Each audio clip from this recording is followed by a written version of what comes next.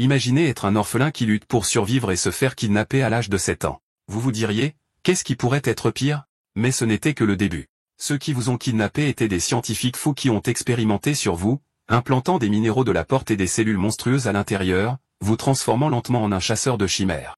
Ils vous ont forcé à combattre des monstres pendant 70 ans, et lorsque votre corps a commencé à se désagréger, ils vous ont abandonné dans un donjon pour mourir. Mais ils ne savaient pas qu'ils avaient également implanté le pouvoir d'un monstre immortel en vous. Ce pouvoir vous a ramené à la vie et vous a transformé à nouveau en humain.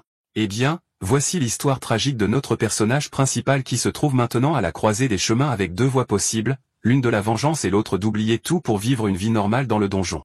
Si vous pensez que cette histoire est bonne, alors assurez-vous d'aimer et de vous abonner à cette chaîne. Alors, commençons. Un jour, une déchirure soudaine est apparue dans le ciel, formant une brèche rougeoyante en forme de croix. Ses bords crépitaient d'énergie, rayonnant d'une lueur inquiétante comme si les cieux eux-mêmes avaient été séparés. En ce jour fatidique, tout a commencé à changer. De la brèche inquiétante dans le ciel, une porte s'est ouverte, inondant le monde de chaos. Des essaims de créatures monstrueuses ressemblant à des insectes se sont déversés, leurs ailes battant furieusement alors qu'ils descendaient sur la terre. Et avec leur arrivée, la destruction a suivi. D'au-delà de la brèche a émergé un monde qui serait plus tard connu sous le nom de Royaume des démons. De ses profondeurs, des monstres féroces et impitoyables se sont déversés dans le monde humain, leur présence apportant le chaos et la ruine partout où ils allaient. Dans l'heure la plus sombre de l'humanité, certains individus se sont réveillés avec des capacités extraordinaires. Ces élus, connus sous le nom de chasseurs, se sont levés pour lutter contre la menace monstrueuse, maniant des pouvoirs qui défiaient les limites ordinaires. Ces chasseurs étaient des individus qui s'étaient éveillés au pouvoir du mana, leur accordant des capacités extraordinaires qui les distinguaient des humains ordinaires. Avec l'émergence de ces individus dotés de pouvoir, l'humanité a finalement trouvé la force de riposter, lançant une contre-attaque contre les envahisseurs monstrueux. Au fil des années, les cicatrices de la guerre ont lentement commencé à s'estomper. Les villes se sont relevées une fois de plus des décombres, reconstruites sous la lueur chaleureuse d'une nouvelle aube. Bien que d'innombrables défis subsistent, la vie a progressivement retrouvé son rythme. À tout le moins, certaines personnes ont pu récupérer et profiter d'un semblant de normalité. La paix était fragile.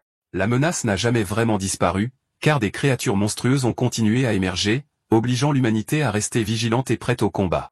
Pour combattre les vagues incessantes de monstres qui se déversent dans le monde, des guerriers se sont battus férocement, déterminés à tenir la ligne et à protéger l'humanité de l'anéantissement.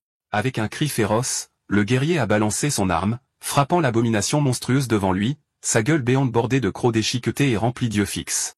Chaque coup était une tentative désespérée de tenir les horreurs à distance. Malgré leur bravoure, il y avait un problème critique. Le nombre de chasseurs qui ont naturellement éveillé leur pouvoir était bien trop faible pour correspondre à la marée écrasante de monstres. Ainsi, en réponse à cette grave pénurie, quelque chose de nouveau a été créé, une force née de la nécessité de s'opposer à la menace implacable. Ce n'était rien d'autre que la vie artificielle, des êtres créés par des mains humaines, leurs yeux brillants et leur présence formidable signalant une nouvelle arme dans la lutte pour la survie. Cette création était connue sous le nom de chasseur de chimères, un puissant guerrier artificiel, forgé pour anéantir les monstres avec une précision inégalée et une force dévastatrice. Les expériences utilisaient des matériaux sombres, des cadavres de condamnés à mort et des animaux, servant de base à la création de ces guerriers artificiels. Ils ont également incorporé des minéraux rares récoltés au plus profond des portes, leur énergie d'un autre monde servant de composant essentiel dans le processus de création. Des cellules de monstres ont été ajoutées au mélange, infusant aux créations la puissance et la férocité des bêtes mêmes qu'elles étaient destinées à chasser. Dans une tentative désespérée de survie, l'humanité a repoussé les limites de la science et de la moralité, fusionnant les restes de bêtes et d'humains dans des laboratoires inquiétants pour forger des armes capables d'inverser la tendance. Ces avancées ont rendu possible la production en série de chasseurs de chimères, assurant une armée stable de guerriers artificiels pour affronter la menace monstrueuse. Cette alliance a été saluée comme la fusion parfaite des communautés scientifiques et de chasseurs, combinant l'intellect et les prouesses au combat pour créer la ligne de défense ultime de l'humanité. Cette collaboration a considérablement réduit les taux de mortalité des chasseurs et a sauvé d'innombrables vies, marquant un tournant dans la bataille de l'humanité pour la survie. Des décennies plus tard, sous le calme de la nuit, un laboratoire illégal de recherche sur les chimères opérait en secret. À l'intérieur, un ouvrier fatigué soupira, murmurant pour lui-même qu'il n'avait plus qu'un dernier sujet à vérifier avant de pouvoir enfin rentrer chez lui. Dans le stockage de chimères de haute qualité B18, deux chercheurs se sont déplacés prudemment dans le couloir faiblement éclairé. L'un d'eux s'est arrêté, éclairant une cellule particulière avec sa lampe de poche. Numéro 17, son bras a l'air un peu pourri, remarqua-t-il avec inquiétude. Un chercheur cria d'urgence, et « Ne t'approche pas de lui ». L'autre, imperturbable, répondit calmement, « Ça va. Son cerveau est endommagé. Il ne bougera pas sans ordre. » Une créature monstrueuse était enchaînée au sol. Son corps était tordu et anormal. Son bras droit était grotesquement déformé, suintant d'étranges excroissances. L'un des chercheurs l'a éclairé et a dit, « Son bras droit est complètement foutu. Cela pourrait-il être un effet secondaire de l'expérience ?» L'un des chercheurs se moqua et dit, « Pourquoi as-tu si peur d'un gars qui ne peut même pas voir correctement ?» Mais alors qu'il parlait, les yeux dorés à pupilles fendues de la créature s'ouvrirent soudainement. L'un des chercheurs balbutia, « Passons-le grossièrement. À ce rythme, il sera de toute façon mis au rebut. » L'autre hocha la tête avec désinvolture et répondit, « D'accord, mec. » La créature enchaînée était assise silencieusement dans la cellule faiblement éclairée, ses yeux perçants fixés sur les deux chercheurs. Aucun ne parla, l'atmosphère pesante les opprimant alors que le bruit des chaînes résonnait subtilement dans l'air.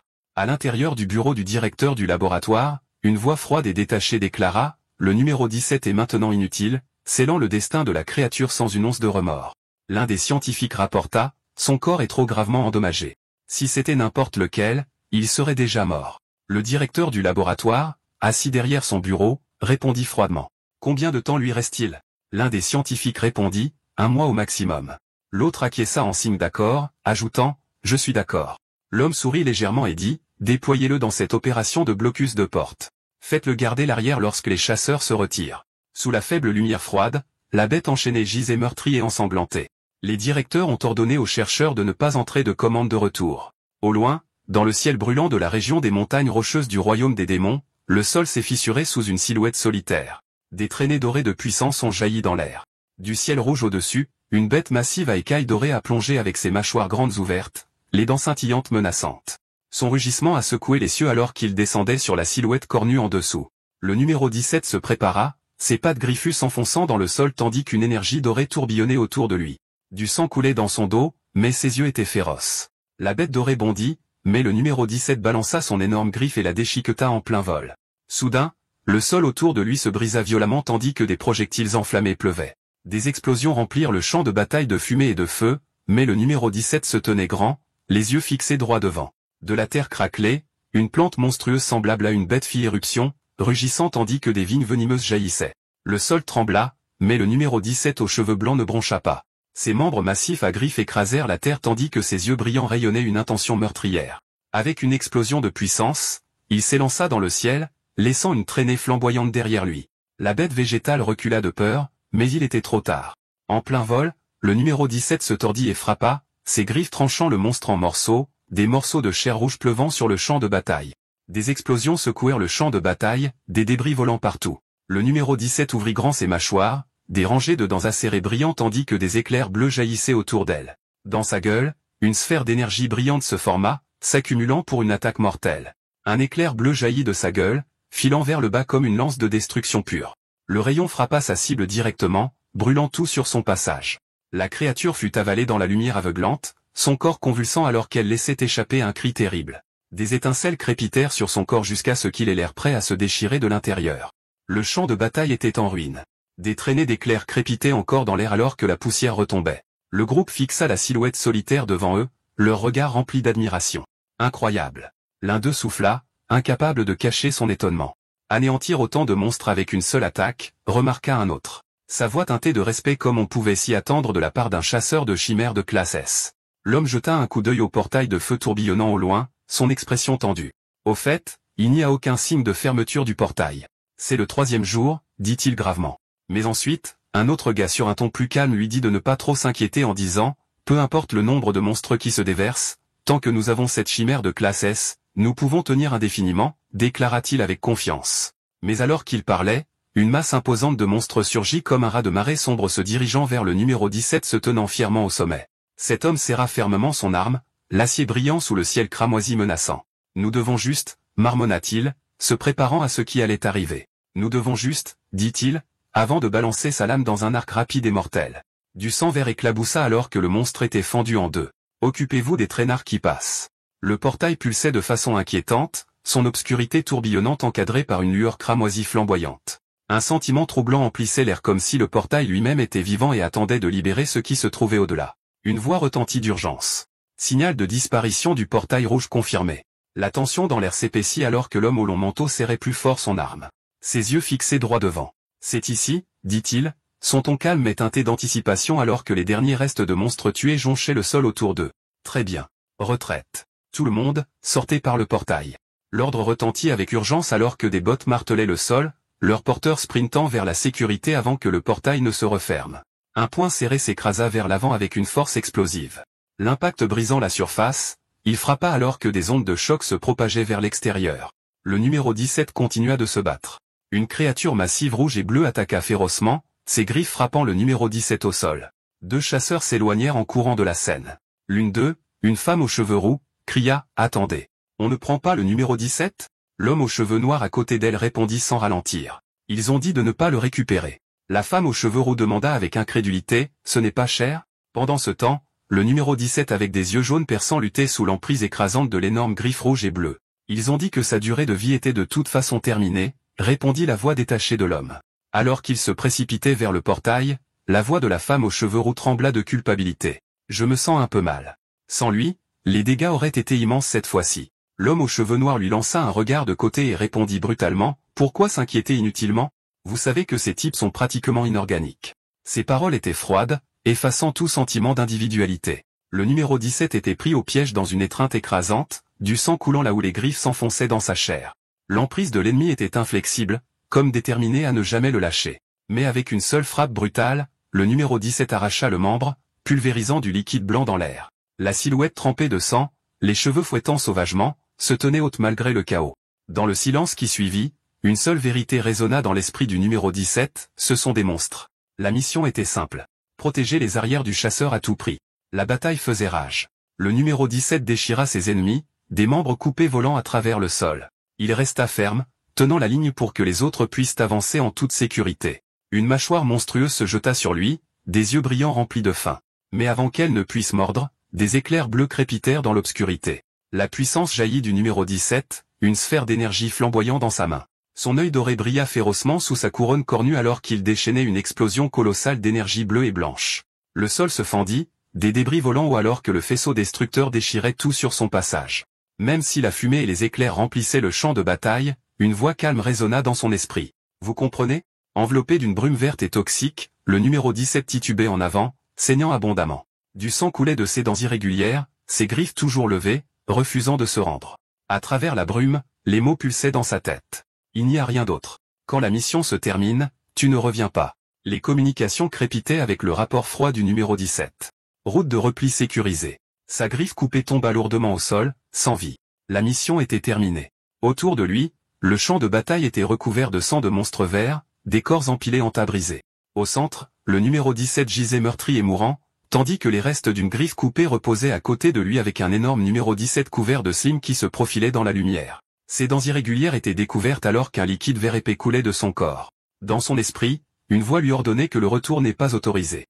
En ce jour, le rapport de mission finale pour le chasseur de chimères numéro 17, qui a rencontré sa fin, a été enregistré comme suit. Nombre de morts de chasseurs, 0. Le champ de bataille était jonché de cadavres d'innombrables monstres, leurs formes tordues éparpillées en tas sur la terre craquelée.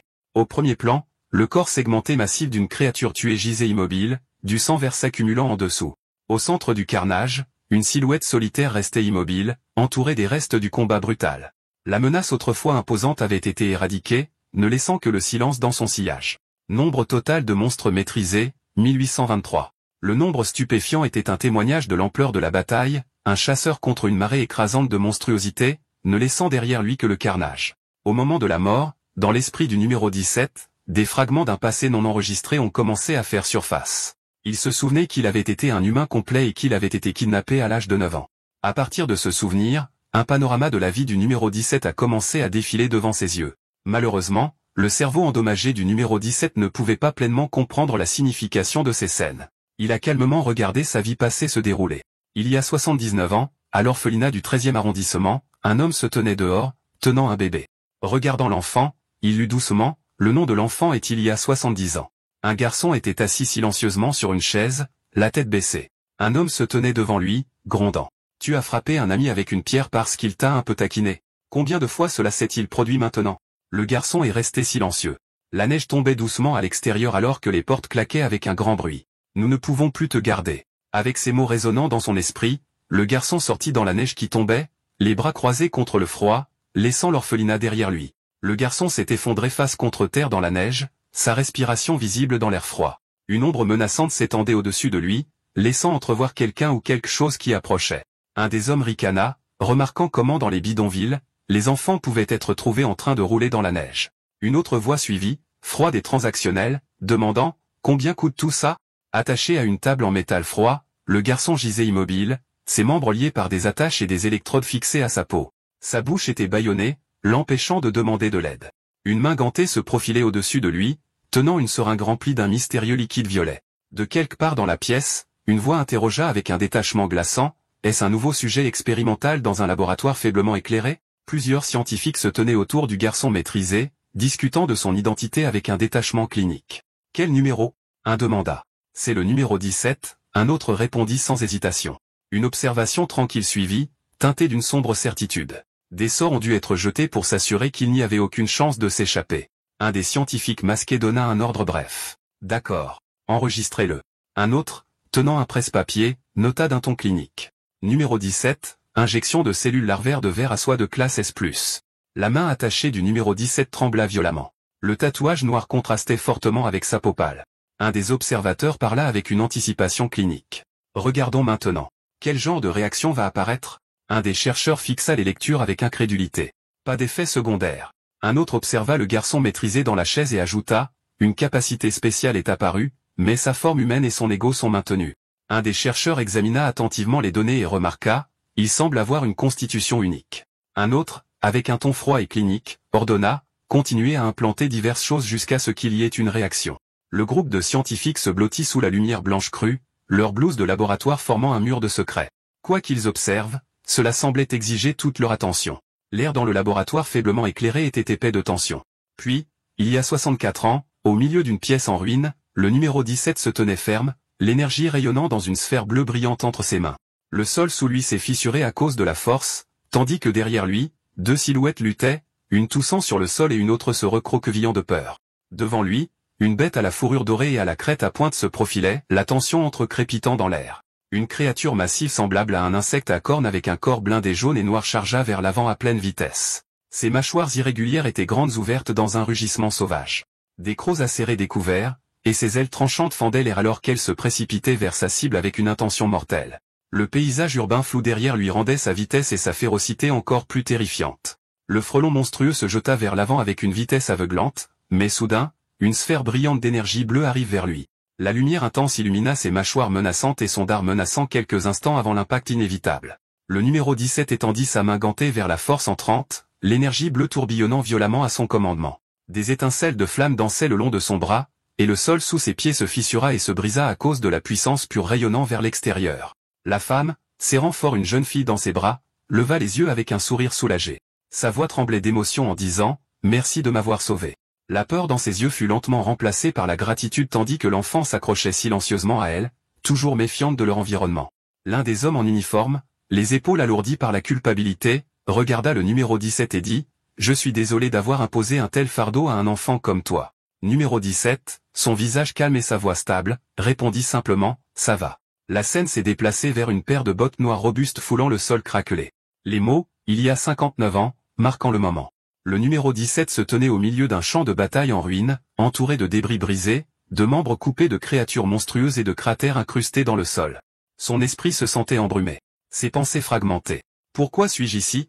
La question résonna dans sa tête alors qu'il luttait pour se souvenir de quoi que ce soit. Que faisais-je à l'instant? Se demanda-t-il, regardant fixement le carnage autour de lui, comme si un élément crucial de sa mémoire venait de s'échapper.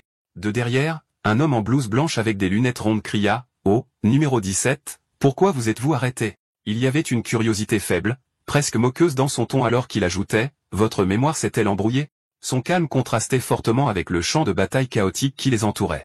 L'homme en blouse blanche jeta ses bras larges, son visage illuminé d'une excitation troublante. « Vos effets secondaires ont enfin commencé, déclara-t-il, presque joyeusement. Se tenant à une courte distance, le numéro 17 le regarda avec confusion. Ses pensées embrumées. « Effets secondaires ?» répéta-t-il silencieusement, incertain de ce que le scientifique voulait dire. L'homme en blouse de laboratoire a soigneusement documenté ses observations, notant, suite à l'implantation de plus de 500 types de cellules de monstres pendant 15 ans, il y a 54 ans, des expériences incessantes ont eu lieu dans un laboratoire secret. Le résultat fut extraordinaire. Un être doté d'une puissance incommensurable, possédant au moins une classification de chasseur de rang S, sa véritable force étant pratiquement incalculable. Maintenant enchaîné et trempé de sang, le numéro 17 était assis, retenu sur une chaise, son aura monstrueuse rayonnant dans la faible lumière. L'homme de science, incapable de cacher sa fierté maniaque, l'a déclaré le plus grand succès du laboratoire. Il y a 20 ans, une main gantée tendait un morceau de viande crue, le geste délibéré et flatteur. Très bien. Numéro 17, bon garçon, la voix appela doucement comme si elle parlait à quelque chose de dangereux qui nécessitait une manipulation prudente. La jeune femme recula en état de choc lorsqu'une grande créature ressemblant à un oiseau avec des traits pointus et des yeux orange flamboyants se jeta sur elle. « Ouais » s'exclama-t-elle, s'éloignant instinctivement du mouvement soudain et agressif. La femme s'accroupit à une courte distance, souriant de satisfaction. « Tu vois, je vous avais dit qu'il mangerait, » dit-elle, regardant la créature dévorer son repas. Ce monstre était le numéro 17 à proximité. Une mère détourna le regard avec dégoût. « C'est dégoûtant. » Un homme couvrit doucement les yeux de son jeune fils. « Ne regarde pas des choses comme ça, » dit-il fermement. Il y a 3 jours, une onde d'énergie aveuglante a éclaté dans les airs, divisant le ciel avec une lumière crépitante. Les yeux dorés du numéro 17 s'écarquillèrent, reflétant la tempête de puissance alors que des arcs d'électricité dansaient violemment autour d'elle. Le numéro 17 massif et grotesque laissa échapper un dernier rugissement obsédant alors que son corps commençait à se dissoudre en fragments de lumière. Sa voix qui s'estompait résonnait dans l'air en répétant d'un ton mécanique brisé, « Toutes les missions sont terminées. » Alors que le soleil se couchait à l'horizon, ses rayons dorés illuminaient un vaste gouffre déchiqueté qui déchirait la terre stérile. Le sol était jonché d'ossements et de vestiges des disparus, un témoignage silencieux de la dévastation qui s'était déroulée ici. Un vent obsédant murmurait à travers le canyon, emportant avec lui les échos de batailles d'antan. Au milieu de l'étendue désolée, un seul os érodé gisait à moitié enfoui dans la poussière. L'os s'est déplacé soudainement, raclant la terre sèche comme s'il était agité par une force invisible. En un instant, avec un pilier de lumière aveuglant, cet os a jailli du sol, déchirant l'obscurité et perçant le ciel, une colonne vertébrale massive débordant d'énergie crépitante a jailli de la terre, chaque segment vibrant d'une vitalité artificielle. La narration résonna de façon menaçante. Ce n'était pas une relique ordinaire. Il contenait la puissance combinée de 527 types différents de cellules de monstres, une fusion grotesque des forces d'innombrables créatures. Sa structure squelettique a continué de s'assembler, des côtes se verrouillant autour d'un noyau sombre et pulsant. Cette abomination n'était pas un simple monstre, mais le chasseur de chimères numéro 17, une arme forgée à partir des cellules de centaines de bêtes mortelles, renaissant dans un seul but. De sa colonne vertébrale et de ses côtes, des cordes musclées et sinueuses ont commencé à se tisser en place, se tordant et se liant avec une rapidité contre nature. Les os autrefois sans vie pulsaient d'une vitalité grotesque, chaque fibre débordant d'une puissance monstrueuse tandis que le corps de la créature prenait forme. Une explosion aveuglante éclata, inondant l'obscurité d'une lumière brûlante. Puis des pieds nus touchèrent doucement le sol craquelé, l'air autour d'eux étant toujours brumeux avec la fumée persistante de l'explosion. Il baissa les yeux sur ses mains avec incrédulité, sa voix tremblant. Qu'est-ce que c'est que ça? La chaleur inconnue de la chair remplaçant ce qu'il avait été autrefois. Une brume de confusion emplit son esprit alors qu'il contemplait son corps transformé. À nouveau humain maintenant? Se demanda-t-il, les mots étant à peine plus qu'un murmure. Baigné dans la chaude lueur du soleil levant, il se tenait au centre de la terre stérile, son ombre s'étendant longuement sur la terre craquelée. L'arche de pierre massive encadrait la lumière derrière lui comme si le monde lui-même annonçait son retour. Renaissance. L'homme se tenait là, se regardant avec incrédulité. Sa voix tremblait alors qu'il se demandait s'il était vraiment redevenu humain. Il regarda sa main, remarquant les griffes monstrueuses qui s'étaient formées. Bien qu'il paraisse humain, il réalisa que les cellules de monstre en lui étaient toujours là, ce qui signifiait qu'il ne pouvait pas vraiment s'appeler humain. Réfléchissant à la situation, il pensa que beaucoup de temps avait dû s'écouler. Et puisque le laboratoire n'était pas venu le chercher, quelque chose d'inhabituel se passait. Il réalisa qu'il avait été jeté. Le numéro expérimental autrefois gravé sur son poignet avait également disparu. En regardant sa main, il se demanda si cela signifiait qu'il était enfin libre, qu'il n'était plus lié au laboratoire ni à son contrôle. En pensant à la nature de ce pouvoir, il en conclut qu'une telle transformation ne pouvait appartenir qu'à une capacité de type immortel. Il comprit la nature de la capacité. Il permettait au corps de revivre jusqu'à 3 fois tant que son noyau restait intact et n'était pas détruit. Il se rappelait qu'on pensait que les cellules humaines et immortelles ne pourraient jamais fusionner. Pourtant, en se regardant maintenant, il réalisa que son corps s'était complètement rétabli, restauré à son apogée. Il réalisa qu'avec tous les effets secondaires de l'expérience disparue, son état avait atteint son meilleur niveau. Le voile constant qui obscurcissait son esprit depuis le début s'était finalement levé. Même les sorts gravés sur lui pour empêcher la fuite ou la rébellion avaient complètement disparu. Il se dit que si son existence en tant qu'expérience numéro 17 avait vraiment pris fin, alors il était peut-être enfin temps pour lui de vivre une vie normale en tant qu'humain. Il pensa que le numéro 17 n'était rien de plus qu'une étiquette qui lui avait été imposée par le laboratoire. Sa véritable identité avait été enfouie sous ce numéro. Il se souvenait de quelqu'un qui lui avait dit un jour que, même s'il pouvait sembler rude, voire instable, il devait s'efforcer de vivre avec un but en aidant consciemment les autres. Il se rappelait les mots qui lui avaient été adressés. S'il pouvait vivre une vie à aider d'innombrables autres personnes, cela lui donnerait un véritable but. Et à ce moment-là, son nom d'origine lui revint, Shaun Do-won. Il ricana à cette idée, la qualifiant d'absurde. Pour lui, la pensée d'aider les autres semblait dénuée de sens. Après tout, comment un orphelin qui a grandi dans les bidonvilles pourrait-il être capable de sauver qui que ce soit d'autre? Ça n'avait pas de sens. Il se tenait au bord de la falaise, regardant le vaste horizon alors que le soleil se couchait, les pensées lourdes. Il se demanda quel chemin il devait emprunter maintenant. L'idée de vengeance résonnait dans son esprit, le tentant comme une réponse possible. Il réalisa que la vengeance n'était pas quelque chose qu'il pouvait poursuivre aveuglément. Cela nécessitait une cible claire se tenant devant lui, quelqu'un sur qui concentrer cette rage. Il admit que les événements qui avaient autrefois alimenté sa haine lui semblaient désormais si lointains que son désir de vengeance ne brûlait plus avec autant de ferveur. En outre, il n'y avait aucun moyen pour lui de retourner dans le monde humain en ce moment. Il décida que s'il vivait assez longtemps, il recroiserait leur chemin un jour. Pour l'instant, il repoussa cette pensée, se disant qu'il s'en occuperait le moment venu. Il plissa les yeux, son regard ferme et concentré alors qu'il baissait les yeux sur le bas de son corps. Il se tenait grand, dos au soleil couchant alors que sa lumière le traversait, projetant une silhouette puissante. En silence, il fit face à l'horizon, perdu dans ses pensées sur le chemin incertain à venir. Finalement, il fit son choix. Pour le moment, il décida de tout mettre de côté et d'essayer de vivre, au moins un peu, comme un humain. Alors qu'il faisait ses premiers pas en avant, une pensée simple mais importante lui traversa l'esprit. S'il allait vivre comme un humain, la première chose dont il avait besoin était des vêtements. Alors qu'il marchait à travers cette terre aride, il se demanda, à quand remontait la dernière fois qu'il avait porté des vêtements? Cette pensée lui semblait lointaine, presque étrangère après tout ce qu'il avait traversé. Alors qu'il errait près du lac chatoyant, il se demanda quels matériaux il pourrait bien utiliser pour fabriquer des vêtements. La pensée persistait dans son esprit. Quel qu'il soit, il devrait être assez résistant pour durer. Espionnant à travers les buissons, il réfléchit à sa prochaine étape. Peut-être valait-il mieux chercher dans les environs quelque chose d'utile, tout ce qui pourrait servir de matériau pour les vêtements. Alors qu'il cherchait, quelque chose attira son attention. Avec un regard curieux, il se pencha plus près et murmura, « Ceci est ». Il tomba sur le corps tombé d'une grande bête. Observant son état, il se demanda si elle était morte dans une dispute territoriale. À en juger par l'absence de blessures majeures, il conclut que ce devait être une créature exceptionnellement forte. En regardant de plus près la créature, il réalisa la vérité. Elle n'était pas tombée au combat. Au lieu de cela, elle a dû mourir empoisonnée. Il sourit avec satisfaction et leva la main. « Bien », murmura-t-il, soulagé. C'était le timing parfait. Juste au moment où il avait besoin de cuire, sans hésitation, il tira sa lame. Alors que les étincelles d'énergie jaillissaient, sa main se transforma en lame. C'était le pouvoir d'une autre créature qu'il a obtenu. Tenant fermement la lame incurvée, il murmura avec un léger sourire. « Je suppose que j'aurai besoin d'une lame pour faciliter la tâche. N'est-ce pas ?» Il se souvint des leçons qu'il avait apprises au laboratoire. Tout d'abord, couper le ventre droit, puis faire des incisions le long des membres. N'est-ce pas? Il marmonna pour lui-même, visualisant les étapes dans son esprit. Avec un regard déterminé, il acquiesça et dit, « D'accord. Essayons. » Alors qu'il abaissait la lame, du sang s'infiltra de façon inattendue, ce qui écarquilla ses yeux sous le choc. Et la seconde suivante, son corps fut soudainement enveloppé d'une poussée de gaz sombre qui sortait du corps de cet oiseau.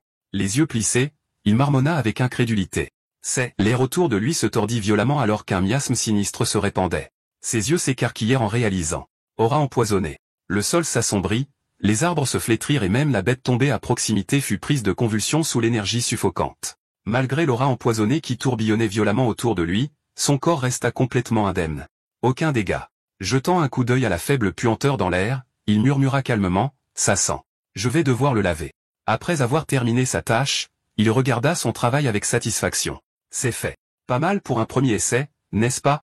Remarqua-t-il fièrement. Puis, sans hésitation, il tourna son regard vers l'avant et murmura, suivant. Il entra dans le cours d'eau claire, l'eau fraîche ondulant autour de sa main tandis que des bulles remontaient à la surface à chaque mouvement. Après l'avoir nettoyé, il examina la peau dans sa main, perplexe. Ça avait l'air doux quand je l'ai vu, marmonna-t-il en tirant sur le tissu. Mais en testant sa texture, il fronça les sourcils. Est-ce parce que c'est de la peau de monstre? C'est trop rigide. Ce n'est pas comme si c'était une plaque de métal ou quelque chose. Ses yeux s'écarquillèrent lorsqu'une idée lui traversa soudainement l'esprit, une étincelle de réalisation illuminant son expression. Oh, dans des moments comme ça, s'exclama-t-il, ayant clairement pensé à une solution. Sans hésitation, il frappa à plusieurs reprises la peau du monstre avec son poing, utilisant la force brute pour l'adoucir et la façonner. Le sol tremblait à chaque coup puissant. Haletant légèrement, il jeta un coup d'œil à son travail et murmura « C'est comme ça qu'on tanne ?» Il n'était pas entièrement sûr du processus, mais raisonnant à voix haute, il ajouta « Eh bien, ça doit être juste. » Il souleva la peau traitée dans ses mains et lui donna une légère secousse. Un sourire éclatant illumina son visage en pensant « Oh, c'est fait. C'est doux. » La peau de monstre autrefois rigide s'était transformée en un matériau lisse et souple, comme il l'espérait. Il hocha la tête avec satisfaction, tenant la peau tannée. « Bien, murmura-t-il. La taille devrait être à peu près celle-ci. N'est-ce pas ?» Tout semblait se mettre en place comme il l'avait imaginé. Juste à ce moment-là, la bête à plumes qu'il venait d'écorcher, un petit feu s'éveilla dessus, montrant qu'elle est vivante. Après avoir coupé grossièrement la peau à la bonne taille, il la souleva avec détermination. Mais ensuite, la créature ardente a surgi de façon inattendue du sol, le regardant avec une intensité féroce. Il ne l'a pas remarqué, et avec un éclat de force, il a serré fermement son poing autour de la peau, la force rayonnant vers l'extérieur alors que le tissu se déchirait sous la pression, montrant sa détermination absolue. Il glissa la peau en place, l'ajustant autour de son corps avec une ferme traction. En regardant le résultat, il sourit légèrement et murmura « Pas mal », clairement satisfait de son travail. Se tenant bien droit sous le ciel bleu clair, il admira son travail. Le vêtement de fortune rugueux collait bien à sa silhouette alors qu'il serrait la ceinture autour de sa taille. Avec un sourire satisfait, il déclara « Il épouse parfaitement mon corps ». En ajustant ses nouveaux vêtements rugueux, il remarqua une étrange sensation dans son épaule. Écartant le tissu, ses yeux se plissèrent en voyant une marque violet foncé s'étendre faiblement sur sa peau. En l'examinant de près, son expression devint sérieuse en réalisant que le poison ne s'était pas complètement drainé. Il laissa échapper une pensée en sachant que c'était quelque chose qu'il ne pouvait pas ignorer. Alors qu'il soupirait d'agacement, décidant de simplement porter ses vêtements de fortune malgré l'inconfort, un étrange son attira son attention. Surpris, il se tourna vers la source et se figea. Au bord de l'eau, la créature qu'il croyait morte depuis longtemps s'agita soudainement, des flammes vacillant faiblement de sa tête. Avec un regard perplexe, il murmura « Quoi ? N'était-ce pas mort ?» La créature haleta et suffoqua soudainement, ses deux têtes flamboyantes se contractant comme en détresse. Malgré son état de faiblesse, elle semblait réagir à sa présence, presque comme si elle pouvait le comprendre. Observant l'étrange créature se débattre mais toujours vivante, il se caressa le menton pensivement. Voyant qu'elle est vivante malgré sa rigidité cadavérique, il murmura, plissant les yeux. Celui-ci doit aussi être un type immortel. Il regarda la créature en difficulté, ses flammes vacillant faiblement. Si c'était avant, je l'aurais tué sans hésitation parce que j'étais un chasseur. Mais maintenant, en l'étudiant de plus près, il réalisa que l'adversaire est déjà affaibli et ne représente même pas une menace. Il n'y a pas besoin de le tuer. Il regarda la créature affaiblie et sourit doucement. Toi et moi avons tous les deux de la chance. Puisqu'il s'agit de notre deuxième vie, vivons bien. Alors qu'il se retournait et s'éloignait, il jeta un dernier coup d'œil en arrière. Si le destin le permet, nous nous reverrons quelque part, dit-il calmement. La créature affaiblie resta silencieuse, son regard ardent le suivant alors qu'il disparaissait au loin. Des pas nus résonnèrent doucement contre le sol rocheux alors qu'il émergeait lentement des ombres, chaque pas portant un poids étrange dans le silence. Maintenant qu'il avait réussi à s'occuper de ses vêtements, il avança avec détermination. Ce dont il avait besoin ensuite était clair. J'ai besoin d'une maison, pensa-t-il, planifiant déjà sa prochaine étape pour survivre. Soudain, le sol sous ses pieds commença à se fissurer, de faibles étincelles jaillissant alors que la pierre se fendait. Quelque chose était sur le point d'émerger d'en bas. Avec un cri assourdissant, un monstre colossal ressemblant à un mille-pattes jaillit, ses mandibules acérées claquant et ses nombreuses pattes griffant le sol. L'homme se tenait calmement, les mains croisées derrière le dos, regardant la créature imposante sans une once de peur. Le monstrueux mille-pattes se dressait au-dessus, ses griffes acérées comme des rasoirs scintillant de façon menaçante alors qu'il se préparait à frapper. D'en bas, l'homme se tenait ferme, levant les yeux vers la bête imposante avec un calme inébranlable, sa posture inébranlable malgré la vue terrifiante. Le jeune homme leva les yeux vers la créature imposante avec des yeux calmes, penchant légèrement la tête en demandant, presque avec désinvolture, « Est-ce trop sombre ici ?»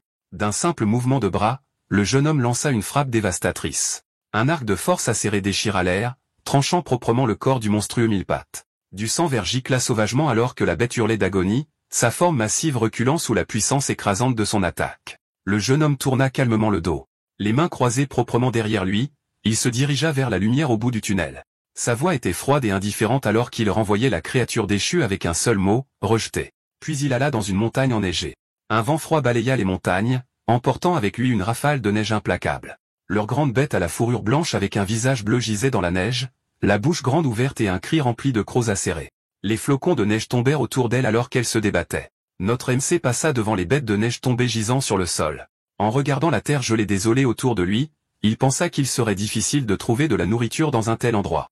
Donc cet endroit a également été rejeté. Il traversa ensuite la forêt dense, et soudain il plissa le nez de dégoût. L'odeur nauséabonde dans l'air le fit froncer les sourcils, et il murmura à lui-même à quel point l'odeur était insupportable. Celui-ci a également été rejeté. Il entra ensuite dans une grotte sombre, remarquant les murs humides et le liquide vert collant dégoulinant d'en haut. L'air était lourd et humide, le faisant froncer les sourcils d'inconfort alors qu'il murmurait que l'endroit était bien trop humide. Ceci a également été rejeté. Il quitta la grotte humide, pour se retrouver dans un autre endroit où des coulées de lave brillaient de mille feux. La chaleur intense le pressait et, avec un soupir las, il murmura qu'il faisait une chaleur insupportable. Il l'a aussi rejeté. Sortant au grand jour, il fut accueilli par un ciel bleu clair et la lumière chaude du soleil qui se déversait.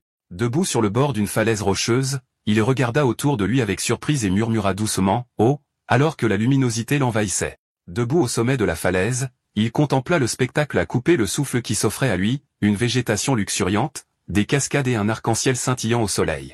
Avec un soupçon de surprise, il admit que le paysage était assez impressionnant. Il n'aurait jamais cru qu'il trouverait un jour le royaume des démons magnifique. En regardant le paysage paisible, il se demanda à voix haute s'il devait explorer davantage. Sans hésitation, il sauta gracieusement de la falaise, prêt à regarder un peu plus autour de lui. Il atterrit avec force, le sol se fissurant sous lui alors que la poussière et les débris se dispersaient. L'impact fit trembler la terre, montrant la force pure derrière son saut. Il se tenait au bord de l'eau, regardant la surface claire. Sous les douces ondulations, des bancs de poissons nageaient librement. Observant la scène, il remarqua que l'eau était propre et pleine de vie, avec beaucoup de poissons à trouver. Dessous la surface, des poissons aux dents acérées se lancèrent vers le haut avec des regards menaçants, leurs mâchoires grandes ouvertes. En les regardant, il pensa qu'ils avaient l'air plutôt délicieux. Il imagina que s'il en attrapait un et le faisait rôtir sur place, ce serait comme faire du camping. Il se frotta pensivement le menton, imaginant une vie simple au bord de l'eau.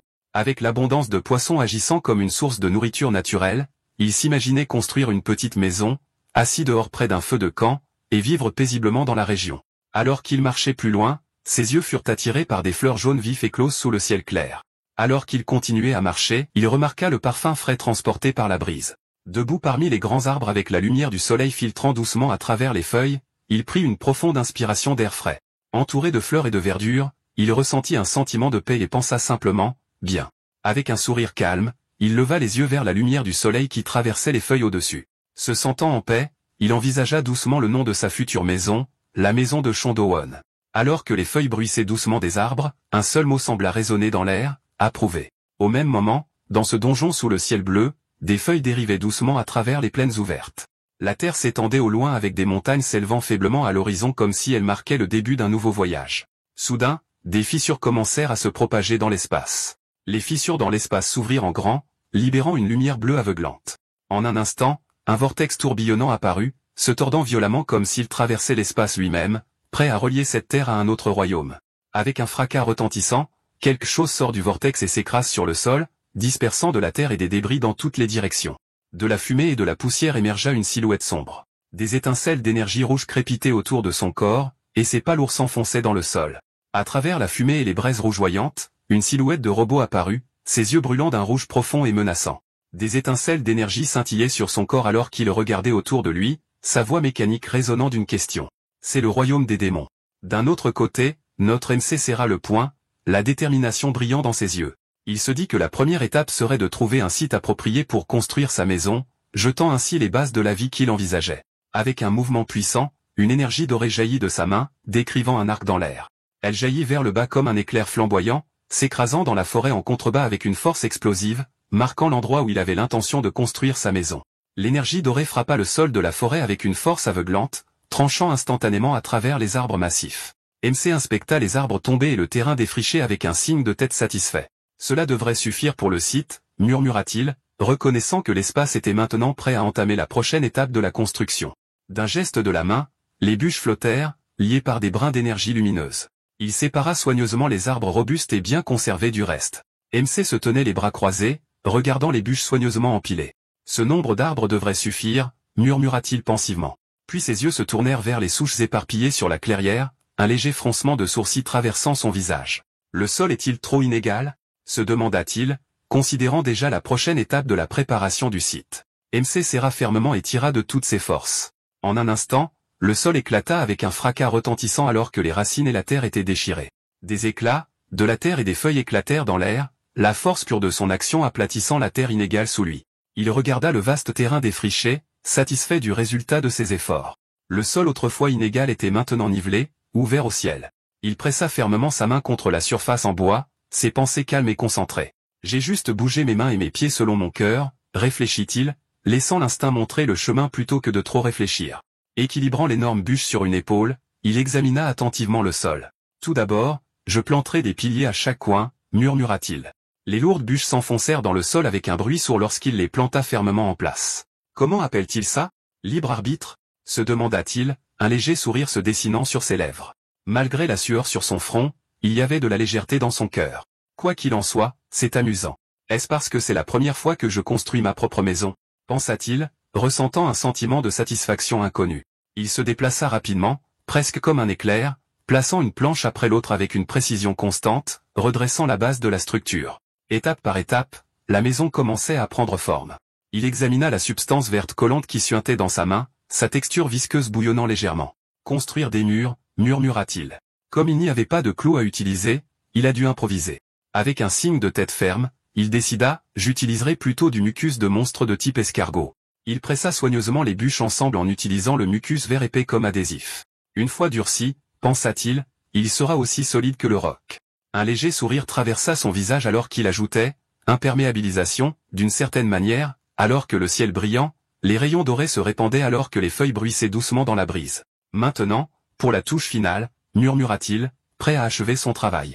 Il leva les yeux avec un sourire satisfait, les mains posées sur ses hanches tandis que le soleil brillait sur lui. Bien, dit-il avec assurance. La plupart des monstres n'oseront même pas s'approcher. MC se tenait fièrement devant la petite cabane en bois, ses murs renforcés avec du mucus de monstre de type escargot et décorés avec de la soie de cocon de larve de ver à soie. Malgré sa construction inhabituelle, il sourit de satisfaction. Assez confortable. J'aime ça, dit-il, clairement satisfait de son travail. Il resta pensif en examinant son travail. Mais il manque un peu quelque chose, murmura-t-il, un léger froncement de sourcils se formant. Il avait l'impression qu'il manquait quelque chose, bien qu'il ne puisse pas immédiatement mettre le doigt dessus. Il se demanda, à quoi ressemblait une maison humaine normale? Son esprit revint à un souvenir d'une salle de classe. Un enseignant se tenait devant, pointant une projection sur l'écran. Vous voyez? Voilà à quoi ressemblait une maison ordinaire avant l'ouverture du portail, expliqua l'enseignant. Alors que les élèves regardaient une image d'une maison ordinaire avec des gens et un chien dans la cour, il se souvint des images des vidéos éducatives qu'il avait vues au laboratoire. Dans ces enregistrements, les familles se réunissaient souvent joyeusement dans leur cour, les enfants riant, les parents souriant et même les animaux de compagnie jouant. Il jeta un coup d'œil au loin, regardant la cour vide. Cela dit, je ne peux pas élever de chien du monde humain dans le royaume des démons. Il s'avoua, réalisant la dure réalité de sa situation. S'agenouillant et pressant sa main contre le sol, il murmura, des plantes? Devrais-je faire un potager? Mais que puis-je même planter dans le royaume des démons? Ses yeux s'écarquillèrent de surprise, et avec une soudaine étincelle d'inspiration, quelque chose venait de lui venir à l'esprit. Il se souvint soudain de quelque chose d'important. Il y avait une montagne enneigée à proximité, pensa-t-il, les yeux s'illuminant à cette idée. Puis, avec une étincelle d'excitation, il se demanda à voix haute, devrais-je planter de la mandragore? Alors que la neige tourbillonnait violemment autour du sommet imposant, la montagne était enveloppée d'un blizzard incessant. Les vents glaciaux hurlaient comme pour avertir quiconque oserait s'approcher. L'habitat de Mandragora se trouve dans les sommets les plus profonds et les plus denses en mana des montagnes enneigées. Mais notre MC avançait péniblement pieds nus sur le terrain glacé, des flocons de neige tourbillonnant tout autour de lui, marmonna-t-il en frissonnant. En parlant de ça, il neige vraiment beaucoup, comme on pouvait s'y attendre sur une montagne enneigée. La neige tombait abondamment autour de lui alors qu'il levait les yeux vers le ciel gris. Un souvenir lointain refait surface. Il neigeait aussi abondamment le jour où j'ai été kidnappé au laboratoire, pensa-t-il, le souvenir amer pesant sur lui comme les flocons glacés se déposant sur ses cheveux et ses épaules. Le souvenir se rejoua vivement dans son esprit. À ce moment-là, à l'époque, il faisait tellement froid qu'il pensait en fait que se faire enlever était un soulagement. Avec le recul, il y a de bons côtés à devenir une chimère, pensa-t-il. Contrairement à avant, lorsque le froid pouvait lui enlever la vie, maintenant il ne ressentait aucune de ces morsures. La faim et le gel, autrefois des menaces constantes, n'étaient plus des préoccupations. C'était une sorte de réconfort sinistre, mais un réconfort néanmoins. La chute de neige a commencé à s'atténuer. La rafale autrefois aveuglante se réduisit maintenant à des flocons flottants qui se balançaient doucement dans le vent. Quoi qu'il en soit, à en juger par le mana que je ressens, je dois être presque arrivé, pensa-t-il. Il s'arrêta net, son regard se posant sur la petite grappe de plantes vertes vibrantes perçant la neige, leurs feuilles scintillantes malgré le froid. Trouvé, murmura-t-il avec soulagement. Heureusement, ce n'était pas un voyage perdu. MC sait que les plantes devant lui ont une nature fragile. Les mandragores sont des monstres ressemblant à des poissons-lunes, très vulnérables au stress. Ils peuvent mourir même des plus petits changements environnementaux. MC s'accroupit dans la neige, examinant attentivement les plantes. Si je vais les déplacer, je suppose que les individus plus jeunes et plus adaptables seraient préférables. N'est-ce pas? Murmura-t-il. Avec une décision mesurée, il conclut, 3 racines suffiraient. Alors qu'il arrachait la mandragore du sol, la réalisation le frappa immédiatement. Ils vont crier. J'aurais dû me couvrir les oreilles. Alors qu'il arrachait la plante du sol, au lieu d'un cri, la petite mandragore émit un son doux. La petite créature remua dans sa main, sa tête feuillue se balançant et son corps en recouvert de morceaux de terre. Il cligna des yeux de surprise et pensa, qu'est-ce que c'est? Il sortit prudemment une autre mandragore. La minuscule créature cligna des yeux et émit un son doux. Il la regarda avec surprise et pensa, encore une. Il fixa la minuscule créature dans sa main et pensa avec incrédulité. Celle-ci aussi, la petite mandragore remua bruyamment, le surprenant encore plus. Il regarda les petites créatures avec incrédulité et pensa, pas possible. Sont-ils? Les minuscules mandragores remuèrent dans ses mains, et émettant des sons doux. Les regardant de près, il se demanda, parlent-ils dans leur sommeil? Il était bien connu que le cri de la mandragore est en réalité un phénomène qui ne se produit que lorsque les humains les cultivent artificiellement. Il a été révélé que dans le monde humain à faible mana, lorsque les mandragores sont soumises à un stress extrême, si elles sont arrachées de force, elles poussent un cri terrifiant et meurent en conséquence. MC observa que comme c'était le royaume des démons, les mandragores ne criaient pas lorsqu'elles étaient arrachées. Cependant, ce qui le déconcertait, c'était leur manque de résistance. À ce stade, ils auraient dû se débattre désespérément pour s'échapper, mais ils restèrent immobiles. Il réalisa soudain la raison du comportement inhabituel des mandragores. Au lieu de résister, il semblait le reconnaître comme un parent car des cellules de mandragore avaient également été implantées dans son corps. Il rangea calmement les petites mandragores, soulagé de la facilité avec laquelle elles l'acceptèrent. Avec un léger sourire, il pensa que cela avait bien fonctionné. Après tout, c'était mieux pour eux s'ils se sentaient moins stressés. MC a commencé à imaginer les possibilités pour l'avenir. Une fois que les mandragores auraient bien poussé, pensa-t-il, peut-être qu'il pourrait leur demander quelques vrilles de racines pour infuser du thé ou même déguster leurs fruits comme collation. La pensée le fit sourire en l'imaginant vivement. Il se souvint soudain d'un fait important. Si le fruit de la mandragore était cueilli de force, il deviendrait extrêmement toxique. Réalisant cela, il conclut qu'il devrait plutôt les persuader gentiment au lieu d'essayer de le prendre par la force. MC se tenait au bord de la falaise enneigée, les yeux plissés alors qu'il écoutait attentivement. De loin, de faibles cris résonnaient à travers les montagnes. Il semble qu'il y ait des chasseurs à proximité, marmonna-t-il. Bien qu'incertain de leur but, il ne pouvait pas comprendre pourquoi quiconque risquerait de s'aventurer dans une montagne enneigée aussi dangereuse. Il sourit avec une lueur confiante dans les yeux.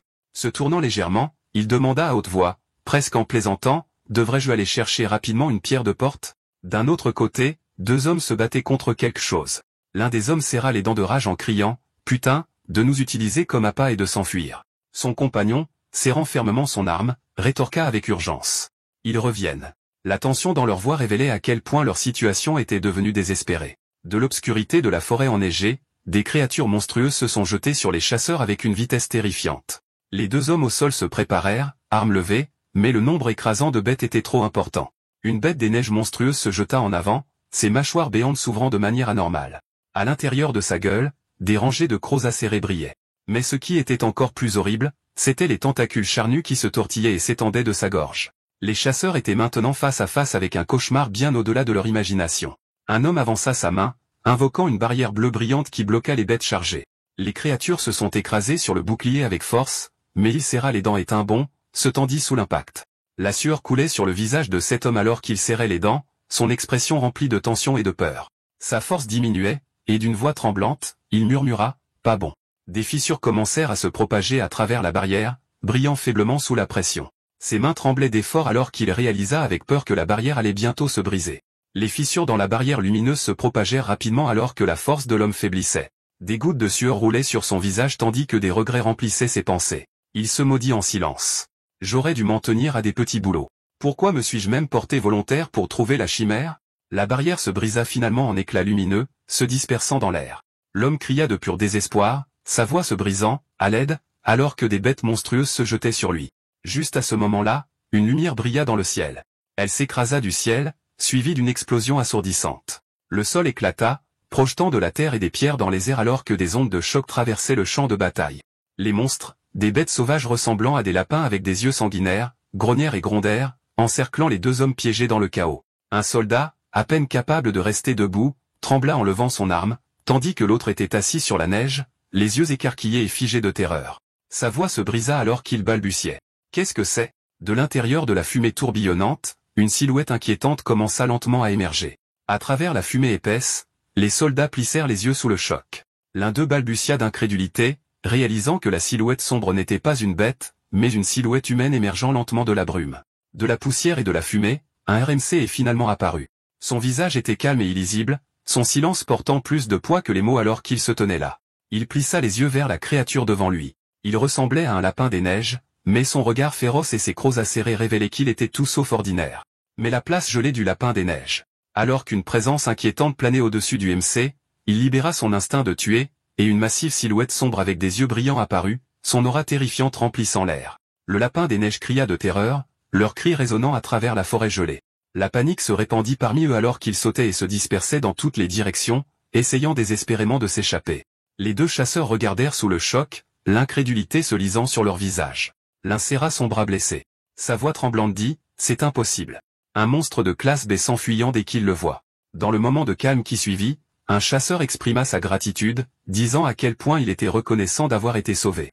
L'un des chasseurs s'est présenté comme Kim Taun et a pointé son compagnon, Oh Seong-ju. Avec un ton respectueux, il demanda son nom à MC. MC répondit calmement qu'il est Chayon Do-won. L'esprit de Kim Taun s'emballa alors qu'il étudiait le MC devant lui. Chayon Do-won ? Je n'ai jamais entendu ce nom auparavant, pensa-t-il. La tenue déguenillée du MC ne fit qu'approfondir ses soupçons. Qu'est-ce que c'est que ces vêtements? Pourrait-il être un chasseur solitaire? MC ne pouvait s'empêcher de se demander, pourquoi sont-ils ici? D'après leur apparence, il ressemblait clairement à un chasseur de classe D. Il était impossible qu'il ne sache pas à quel point la montagne enneigée était dangereuse. Un chasseur hésita avant de répondre que c'était à cause de l'argent. Ils ont dit à MC qu'une demande avait été faite pour capturer une chimère vivante. La récompense offerte était dite substantielle. En entendant cela, les yeux de MC s'aiguisèrent alors qu'il murmurait doucement pour lui-même. Une chimère, expliqua l'un des chasseurs avec un rire, qu'un sujet de test s'était échappé du laboratoire. On disait que c'était une sorte de créature machine, et en fuyant, elle aurait sauté dans une porte. En entendant cela, MC pensa avec soulagement, si c'est une créature machine, alors il ne me cherche pas. MC se décida, pensant en lui-même, je devrais prendre la pierre de porte et partir. MC a alors demandé avec suspicion, mais où sont vos sacs? Vous n'êtes pas venus les mains vides dans le royaume des démons, n'est-ce pas? La pierre de la porte, l'un des chasseurs a rapidement inventé une excuse, en balbutiant. Ces membres de l'équipe, ces gars ont tout pris et se sont enfuis, serrant son épaule blessée. L'homme serra les dents et cria, ils avaient l'intention de faire ça depuis le début, intérieurement, il regrettait de ne pas l'avoir réalisé plus tôt, pensant, j'aurais dû m'en apercevoir quand ce chasseur de classe B a proposé de me laisser le rejoindre. Ces chasseurs traîtres ont ri et se sont enfuis, laissant des monstres dans leur sillage. En entendant cela, MC pensa, alors la pierre de la porte est avec eux. Les chasseurs nerveux, leur corps tremblant d'épuisement, ont supplié MC, n'avez-vous pas l'intention de revenir?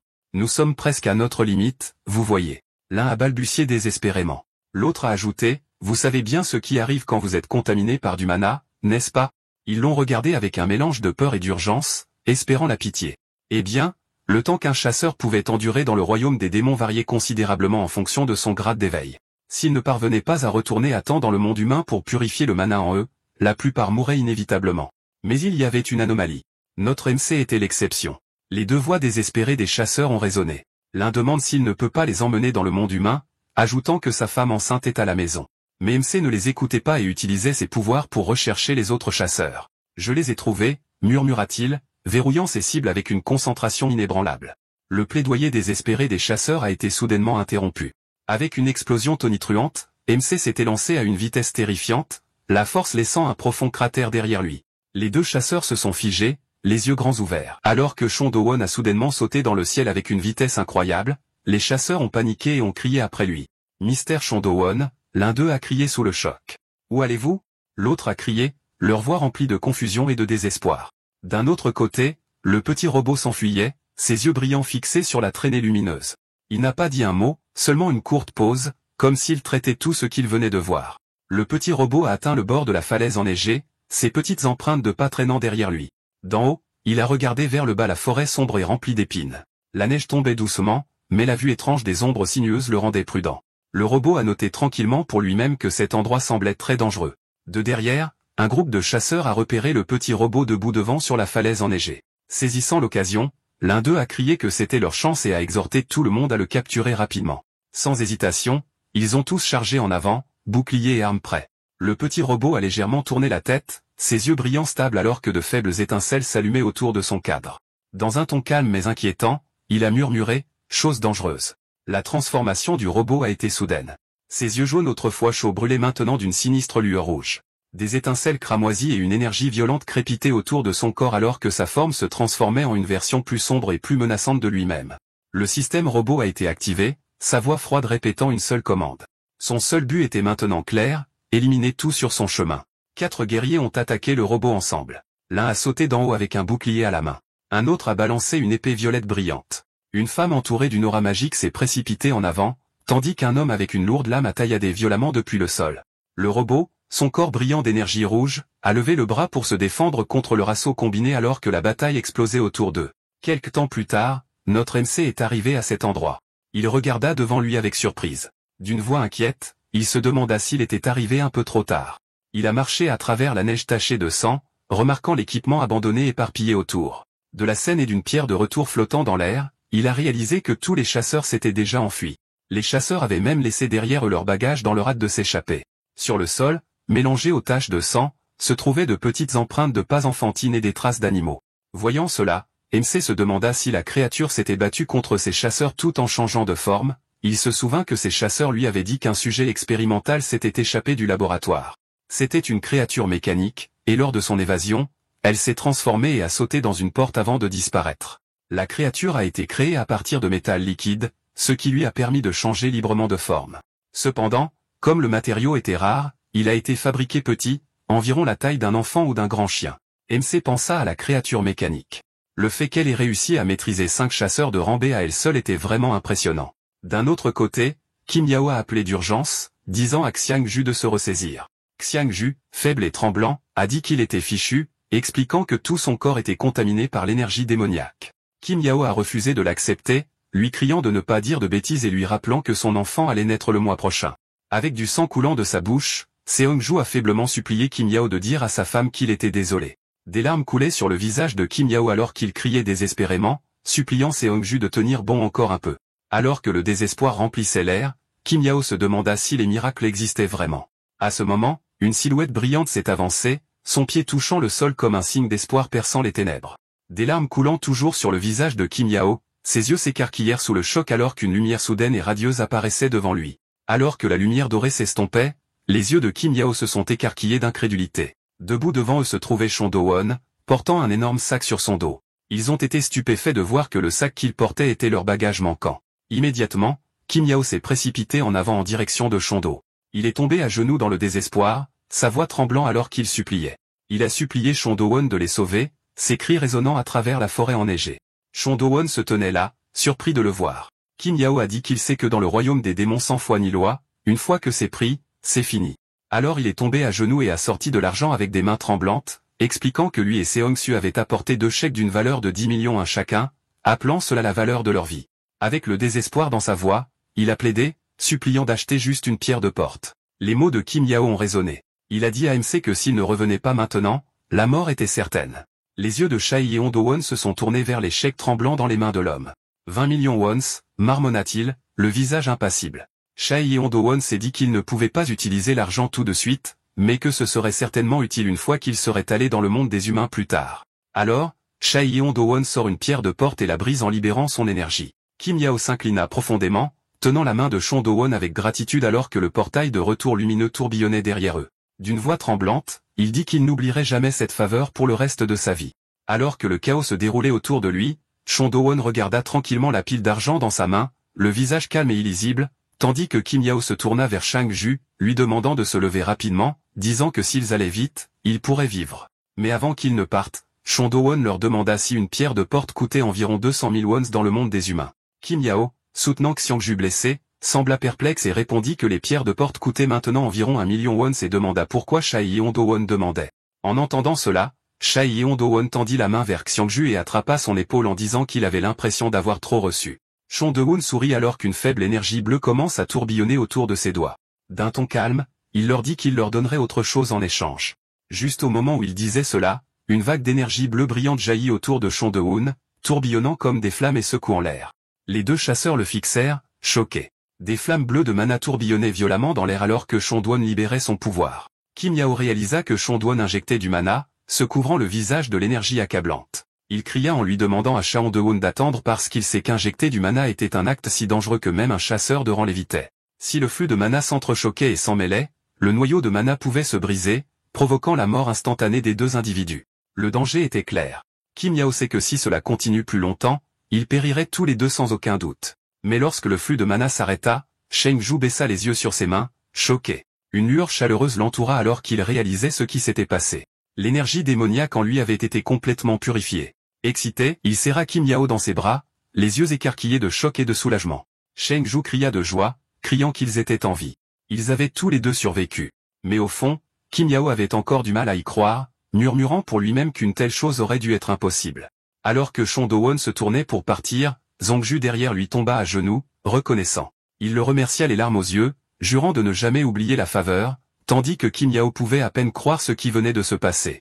Chon Du-hoon avait purifié l'énergie démoniaque en injectant du mana, ce qui était considéré comme impossible sans une quantité de pouvoir écrasante. Après avoir été témoin de l'impossible, une seule pensée résonna dans leur esprit, qui est exactement Monsieur Chon Do-won? D'un autre côté, Chon Do-won marchait régulièrement avec un grand sac à dos sur le dos. Son expression était calme alors qu'il laissait échapper une pensée perdue dans ses propres pensées. Chon Do-won arriva à sa petite maison en bois, soulagé de voir qu'aucun intrus ne l'avait dérangé. Il la regarda avec tendresse.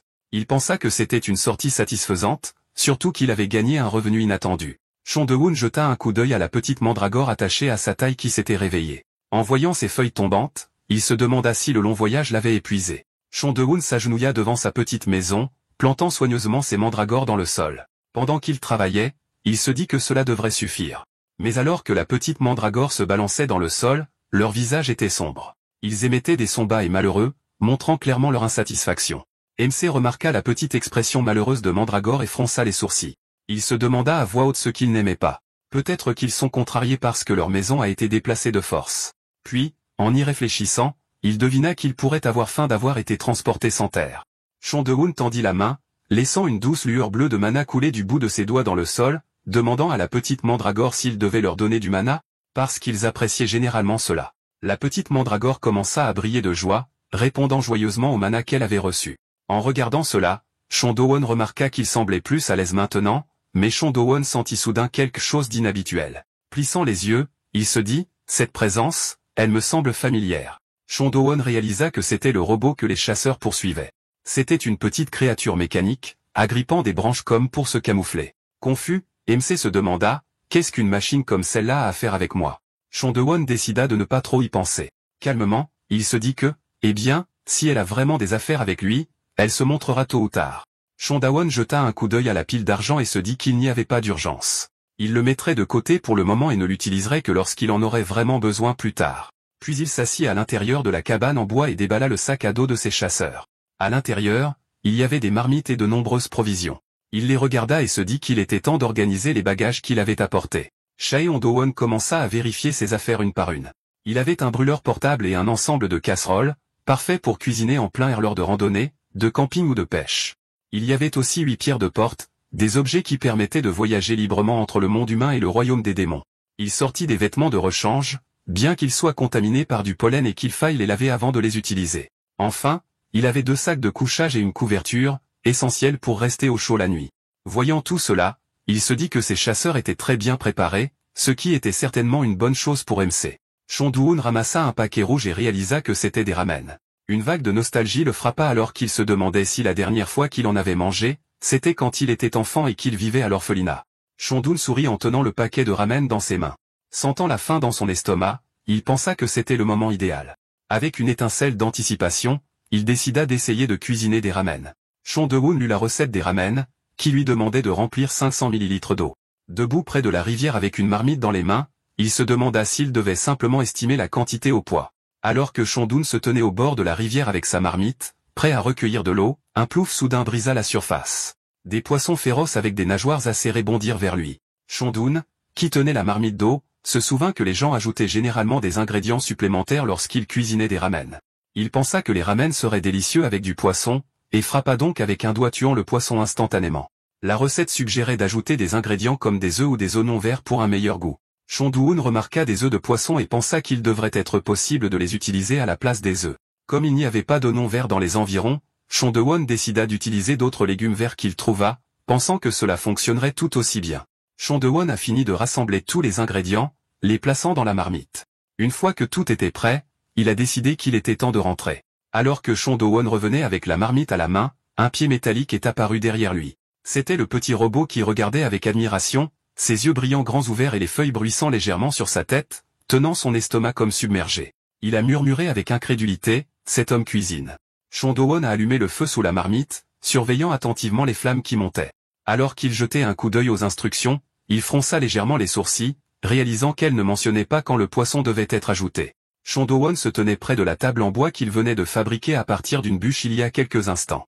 Regardant la marmite, il haussa les épaules et décida, « Je suppose que je vais juste faire bouillir le tout ensemble », alors qu'il jetait les ingrédients à cuire.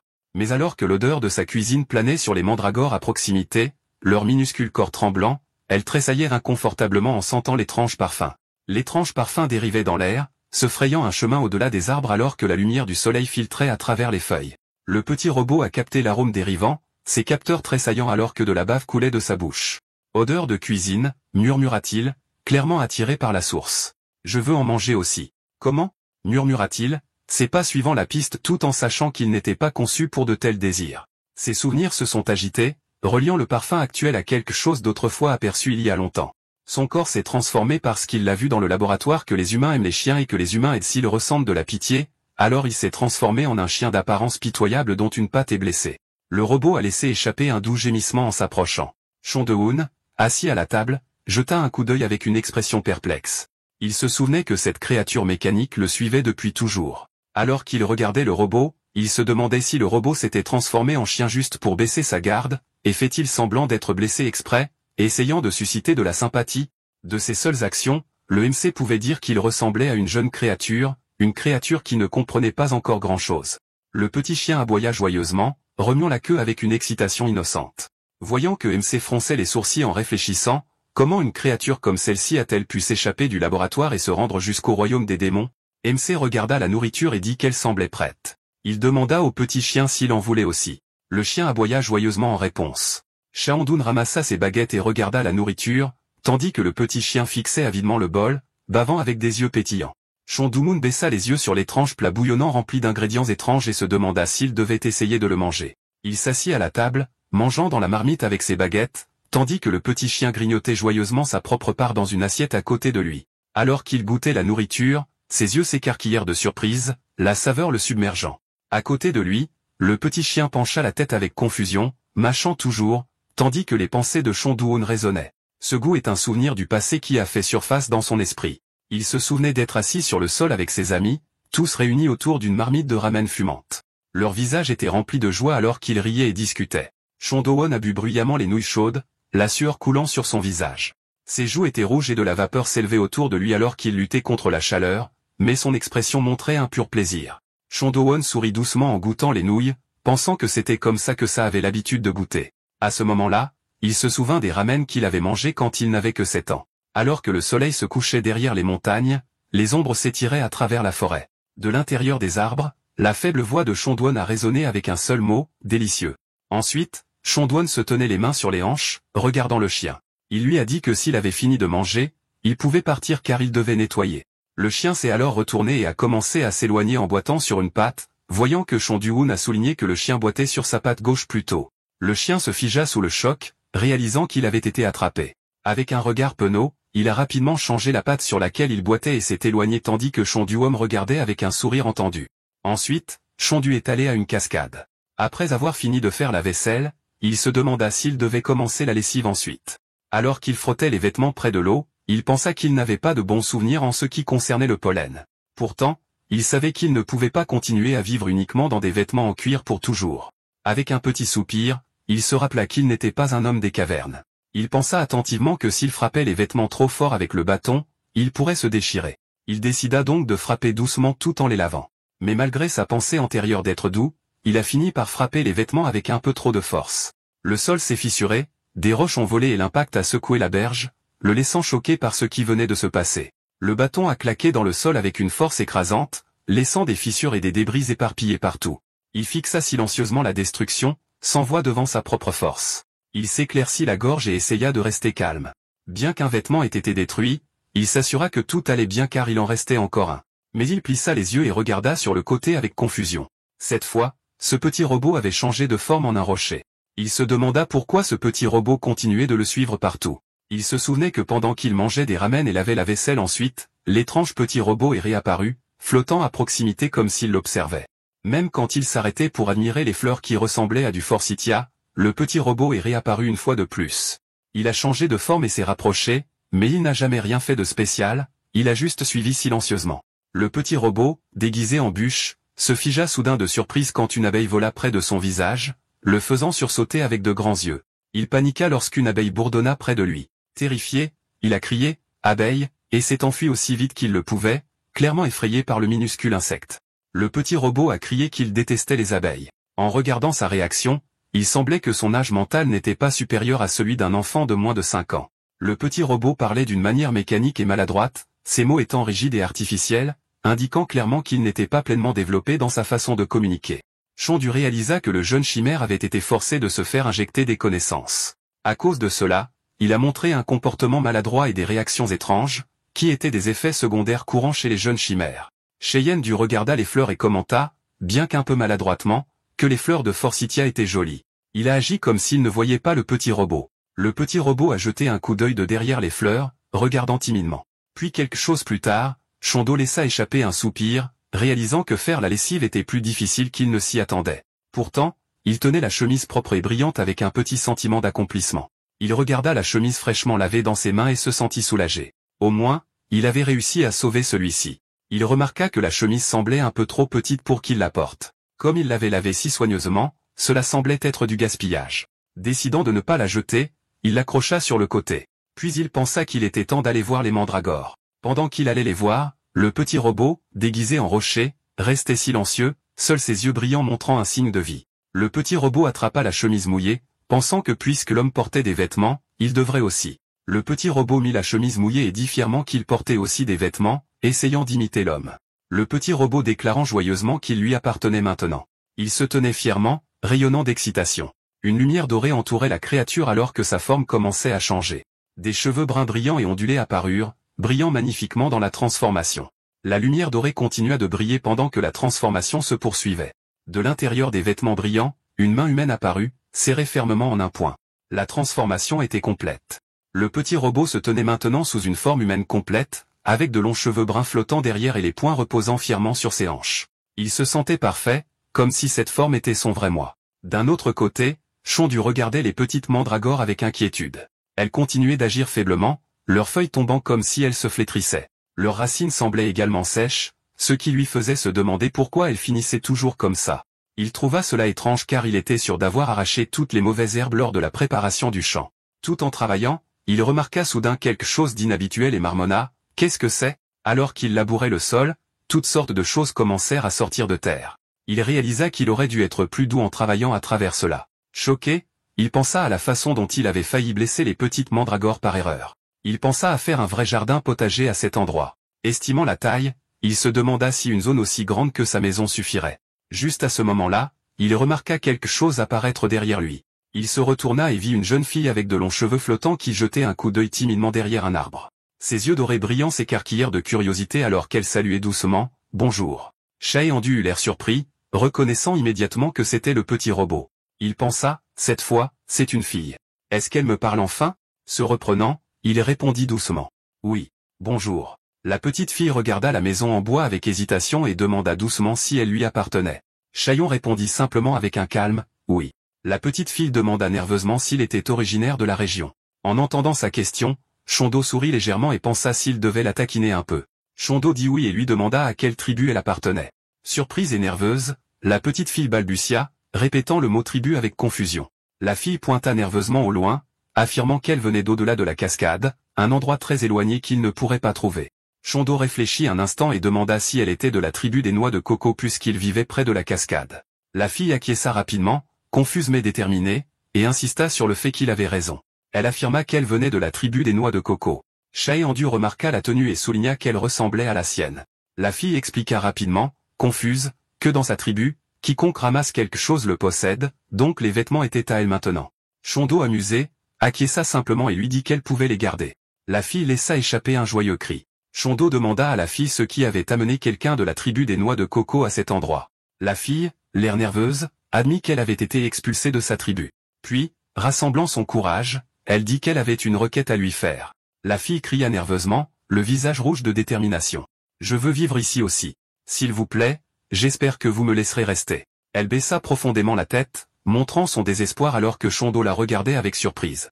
Les yeux de la fille s'écarquillèrent nerveusement, et elle balbutia, « Ici il n'y a pas d'insectes. » Son visage montrait un mélange d'inquiétude et de désespoir alors qu'elle essayait d'expliquer sa raison. La fille tripota nerveusement ses mains et dit doucement, « Et il y a aussi une maison, donc ça semble sûr. » Elle parla timidement, essayant de justifier pourquoi elle voulait rester. La fille expliqua timidement, « C'est pourquoi je veux vivre ici. » En entendant cela, Shondo ferma les yeux avec une expression calme et pensa, alors elle avait juste besoin d'un endroit pour se reposer après tout. Il acquiesça et dit, « D'accord. Mais si tu veux rester ici, tu dois faire ta part de travail. » Le visage de la fille s'illumina d'excitation alors qu'elle serrait joyeusement les poings. « Compris. Dis-moi juste quoi faire, » répondit-elle avec empressement. Shondo expliqua, « D'abord, je dois labourer le potager. Peux-tu aider avec ça? Je dois faire une nouvelle maison pour les mandragores. » La fille attrapa avidement l'outil et déclara avec confiance qu'elle s'en chargerait, disant fièrement qu'elle était forte. La fille cria avec détermination qu'elle était confiante en sa force. Avec une puissance incroyable, elle chargea en avant, déchirant le sol et envoyant de la terre et des roches voler partout. Shondo la regarda courir avec une force écrasante, réalisant qu'elle n'avait aucune intention de cacher qui elle était vraiment. Il pensa que c'était peut-être parce qu'elle n'avait jamais vécu que dans un laboratoire, et qu'elle ne comprenait donc pas comment un enfant normal était censé agir. Shondo se présenta et demanda à la fille son nom. Elle se figea un instant, surprise, et répéta nerveusement le mot nom comme si elle ne savait pas comment répondre. La fille pensa qu'elle n'avait pas de nom. Elle décida qu'elle allait en créer un nouveau, le choisissant en fonction de la jolie fleur qu'elle avait vue une fois. La fille leva fièrement la main et annonça avec un sourire éclatant, « Je m'appelle Kimnari. » Shondo pencha la tête et demanda, « Force Tia. » La fille tapa du pied avec colère et cria, « C'est Kimnari. » Quelques minutes plus tard, la petite Nari annonça fièrement que le travail était terminé. Shondo observa et commenta que c'était fini rapidement. Une clôture en pierre, soigneusement faite par Shondo, entourait le terrain labouré, puis il y planta les mandragores. Les petites mandragores sautaient joyeusement avec des sourires éclatants, visiblement excitées et pleines d'énergie dans leur nouvelle maison. Shondo les regarda et pensa qu'il aurait dû labourer le champ plus soigneusement. Pendant ce temps, Kimnari resta silencieuse, se contentant d'observer. Shondo tourna soudainement la tête, sentant quelque chose d'inhabituel. Son expression s'aiguisa alors qu'il remarquait clairement quelque chose qui avait attiré son attention. La petite Nari éclata soudainement en larmes, les yeux remplis de chagrin. Shondo la regarda avec surprise et lui demanda pourquoi elle pleurait, en reniflant. Elle admit que voir les mandragores lui rappelait ses amis perdus, et ce souvenir la submergea d'émotion. Shondo la regarda avec surprise, pensant, des amis. Il n'y a aucun moyen qu'elle ait pu avoir ça dans le labo. Il ne pouvait pas croire ses paroles, se sentant déconcerté par ce qu'elle voulait dire. À ce moment-là, les yeux de la petite Marie s'écarquillèrent sous le choc lorsqu'un bruit fort et terrifiant résonna autour d'elle. Une larme coula sur sa joue, et elle halta de peur. Des ombres sombres se répandirent dans le ciel autour de la zone où se trouvait la petite maison et le potager. Shondo dit calmement à la petite Nari de ne pas être trop surprise, expliquant que le bruit effrayant n'était que des monstres qui se chassaient les uns les autres, un son courant ici. La petite Nari, tremblante et accroupie sur le sol, admit nerveusement qu'avant de venir ici, elle avait vu un monstre qui ressemblait à un poussin, et il semblait que plusieurs monstres l'attaquaient. En entendant cela, Shondo intensifia ses sens et confirma calmement, « Il semble que oui. » La petite Nari trembla en écoutant, sa voix remplie d'inquiétude. Elle dit que l'on aurait dit que la créature souffrait et qu'elle devait avoir mal. Elle ajouta qu'il semblait qu'elle avait été mordue. Shaehondo, debout calmement à côté d'elle, expliqua sans émotion que la créature serait bientôt mangée, car c'était après tout le royaume des démons. Il lui demanda si elle avait peut-être sauvé ce monstre. En entendant cela, la petite Nari se prit la tête, tremblant, secoua la tête et cria de désespoir, insistant sur le fait qu'elle ne pouvait pas sauver les monstres. En voyant sa réaction, Shondo se demanda si les effets secondaires de l'ordre de lavage de cerveau l'affectaient encore. Il semblait qu'elle ne pouvait pas agir selon sa propre volonté. Shondo pensa qu'il devait faire attention à ses paroles pour qu'elles ne ressemblent pas à des ordres. Souriant doucement, il dit à la petite que si elle aidait, le monstre pourrait survivre. « Veux-tu aller jeter un coup d'œil ?» En entendant cela, les yeux de la petite Marie s'écarquillèrent de surprise, visiblement émue par ses paroles. Elle cria « Je reviens » en se lançant haut dans le ciel, laissant Shondo la regarder s'élever avec détermination. D'autre part, d'énormes monstres ressemblant à des insectes, avec des ailes acérées et des yeux féroces, se précipitèrent agressivement, leurs mouvements rapides et menaçants remplissant le champ de bataille de danger. Leur cible, une petite créature duveteuse, gisait sur le sol, faible et blessée, son corps tremblant de peur. Un des monstres insectes géants la frappa avec une griffe acérée, visant à l'achever alors que la créature impuissante criait doucement de douleur. À ce moment-là, la petite Nari se précipita, en criant « Ne la tourmentez pas ». Elle frappa le monstre insecte géant de toutes ses forces, le faisant reculer. La petite créature duveteuse sur le sol leva les yeux sous le choc alors qu'elle la défendait courageusement. La petite Nari serra fermement le poing, la détermination brillant dans ses yeux larmoyants. Avec une ferme résolution, elle pensa « Je vais la sauver ». Un souvenir du passé lui traversa l'esprit. Dans un couloir faiblement éclairé, deux enfants chuchotaient nerveusement. Pointant du doigt le petit robot, l'un demanda si elle avait encore remporté la première place dans la bataille de classement. L'autre, transpirant d'inquiétude, murmura que si cela continuait, il serait utilisé pour des expériences dangereuses avec de fortes chances d'échec. Cela mit ses enfants en colère, et ils prirent le petit jouet jaune du petit robot et le déchirèrent. Ils le jetèrent au sol avec des touffes de ses plumes duveteuses éparpillées autour. Les autres enfants crièrent avec colère. « Laissez-nous vivre aussi. Si seulement tu n'étais pas là. » Ils se sont ligués, donnant des coups de pied et battant le petit robot. Recroquevillé sur le sol, le robot pensa tristement. « Pourquoi? J'ai juste fait ce qu'on m'a dit. » Le petit robot trembla. Dans son esprit, il cria « Ça fait mal. S'il vous plaît, arrêtez. » La petite Nari n'a pas pu sauver son jouet là-bas, alors cette fois, elle a décidé de sauver cette petite créature blanche. La petite Nari cria de toutes ses forces « Arrêtez !» Son cri résonna alors que le sol tremblait. Du liquide vert éclaboussa et de l'énergie jaillit vers l'extérieur. La force de sa volonté repoussa le chaos, exigeant que tout s'arrête. Elle serra fermement le poing, les yeux brûlants de colère et de douleur. Elle cria qu'il était mal que beaucoup de gens tourmentent une seule personne. Sa voix était remplie du poids de ses émotions alors que l'énergie flamboyait autour d'elle. La petite Nari cria de toutes ses forces, déclarant qu'il était mauvais de s'en prendre à une seule personne. Avec une détermination farouche, elle chargea en avant, son énergie jaillissant sauvagement alors qu'elle frappait les attaquants. D'autre part, Chaehandu s'agenouilla sur le sol, touchant doucement les petites mandragores dans le sol, leur donnant de l'énergie. Les regardant de près, il demanda doucement « Est-ce délicieux ?» À ce moment-là, la petite Nari cria fort, appelant « Monsieur Chaehandu », surpris, tourna rapidement la tête pour lui demander, mais s'arrêta à mi-mot. Les yeux de la petite Nari se remplirent de larmes alors qu'elle serrait la petite créature dans ses bras. Paniquée, elle cria. La petite Nari tenait fermement la petite créature blessée dans ses bras. Ses yeux tourbillonnaient comme si elle avait perdu connaissance, et de légères marques et échymoses couvraient son corps. Shondu essaya de se calmer, mais se figea alors sous le choc. Cette minuscule créature lui rappela le monstre blanc avec des yeux de feu et une présence brûlante qu'il avait écorché auparavant. Il regarda la créature, un sentiment étrange le parcourant. Elle lui sembla familière. La petite Nari serrait la petite créature dans ses bras, le visage rempli de larmes et de panique. Elle leva les yeux désespérément et cria, appelant oncle Chengdu, demandant ce qu'il devait faire. Avec des mots tremblants, elle expliqua que la créature ne se réveillerait pas, sa peur et son désespoir étaient clairs dans sa voix. Elle cria que ça n'avait pas l'air bien et demanda craintivement si elle était en train de mourir. Shondu s'approcha d'elle calmement et lui dit qu'il devrait regarder de plus près. Il tendit lentement la main, une énergie bleue tourbillonnant doucement autour de ses doigts alors qu'il se préparait à utiliser son pouvoir. Il plaça sa main brillante doucement sur la créature, l'énergie bleue circulant autour de ses doigts. Après avoir vérifié, il soupira de soulagement et pensa que, heureusement, la blessure ne semblait pas être fatale. Il réalisa que la magie de chaque monstre portait une histoire unique en elle, quelque chose qui rendait chacun différent de l'autre. Il remarqua que la créature avait diminué de taille et que sa couleur était devenue plus claire, mais il était certain que c'était toujours le même type de monstre immortel qu'avant, maintenant faible et à peine conscient dans les mains de la jeune fille. Shondo se demanda pourquoi la créature avait tellement rétréci et si sa façon de guérir était différente de la sienne. Pendant ce temps, la petite Nari, tenant la petite créature dans ses bras, demanda anxieusement si elle était vraiment en train de mourir.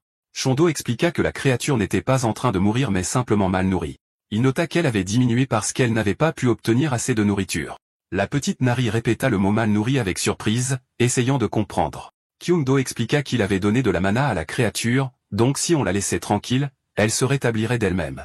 En entendant cela, la petite Nari baissa les yeux sur la créature tranquillement, son visage rempli d'inquiétude. Elle se souvint de son passé où deux enfants étaient très en colère contre elle, et ils détruisirent son petit jouet en peluche usé. En regardant cette petite créature, elle se souvint de ça. Elle souleva la petite créature faible avec inquiétude dans ses yeux. Elle plaida que si on la laissait seule, elle mourrait sûrement. Soulignant son état, elle la compara à un gâteau de riz, mou et sans vie dans ses mains.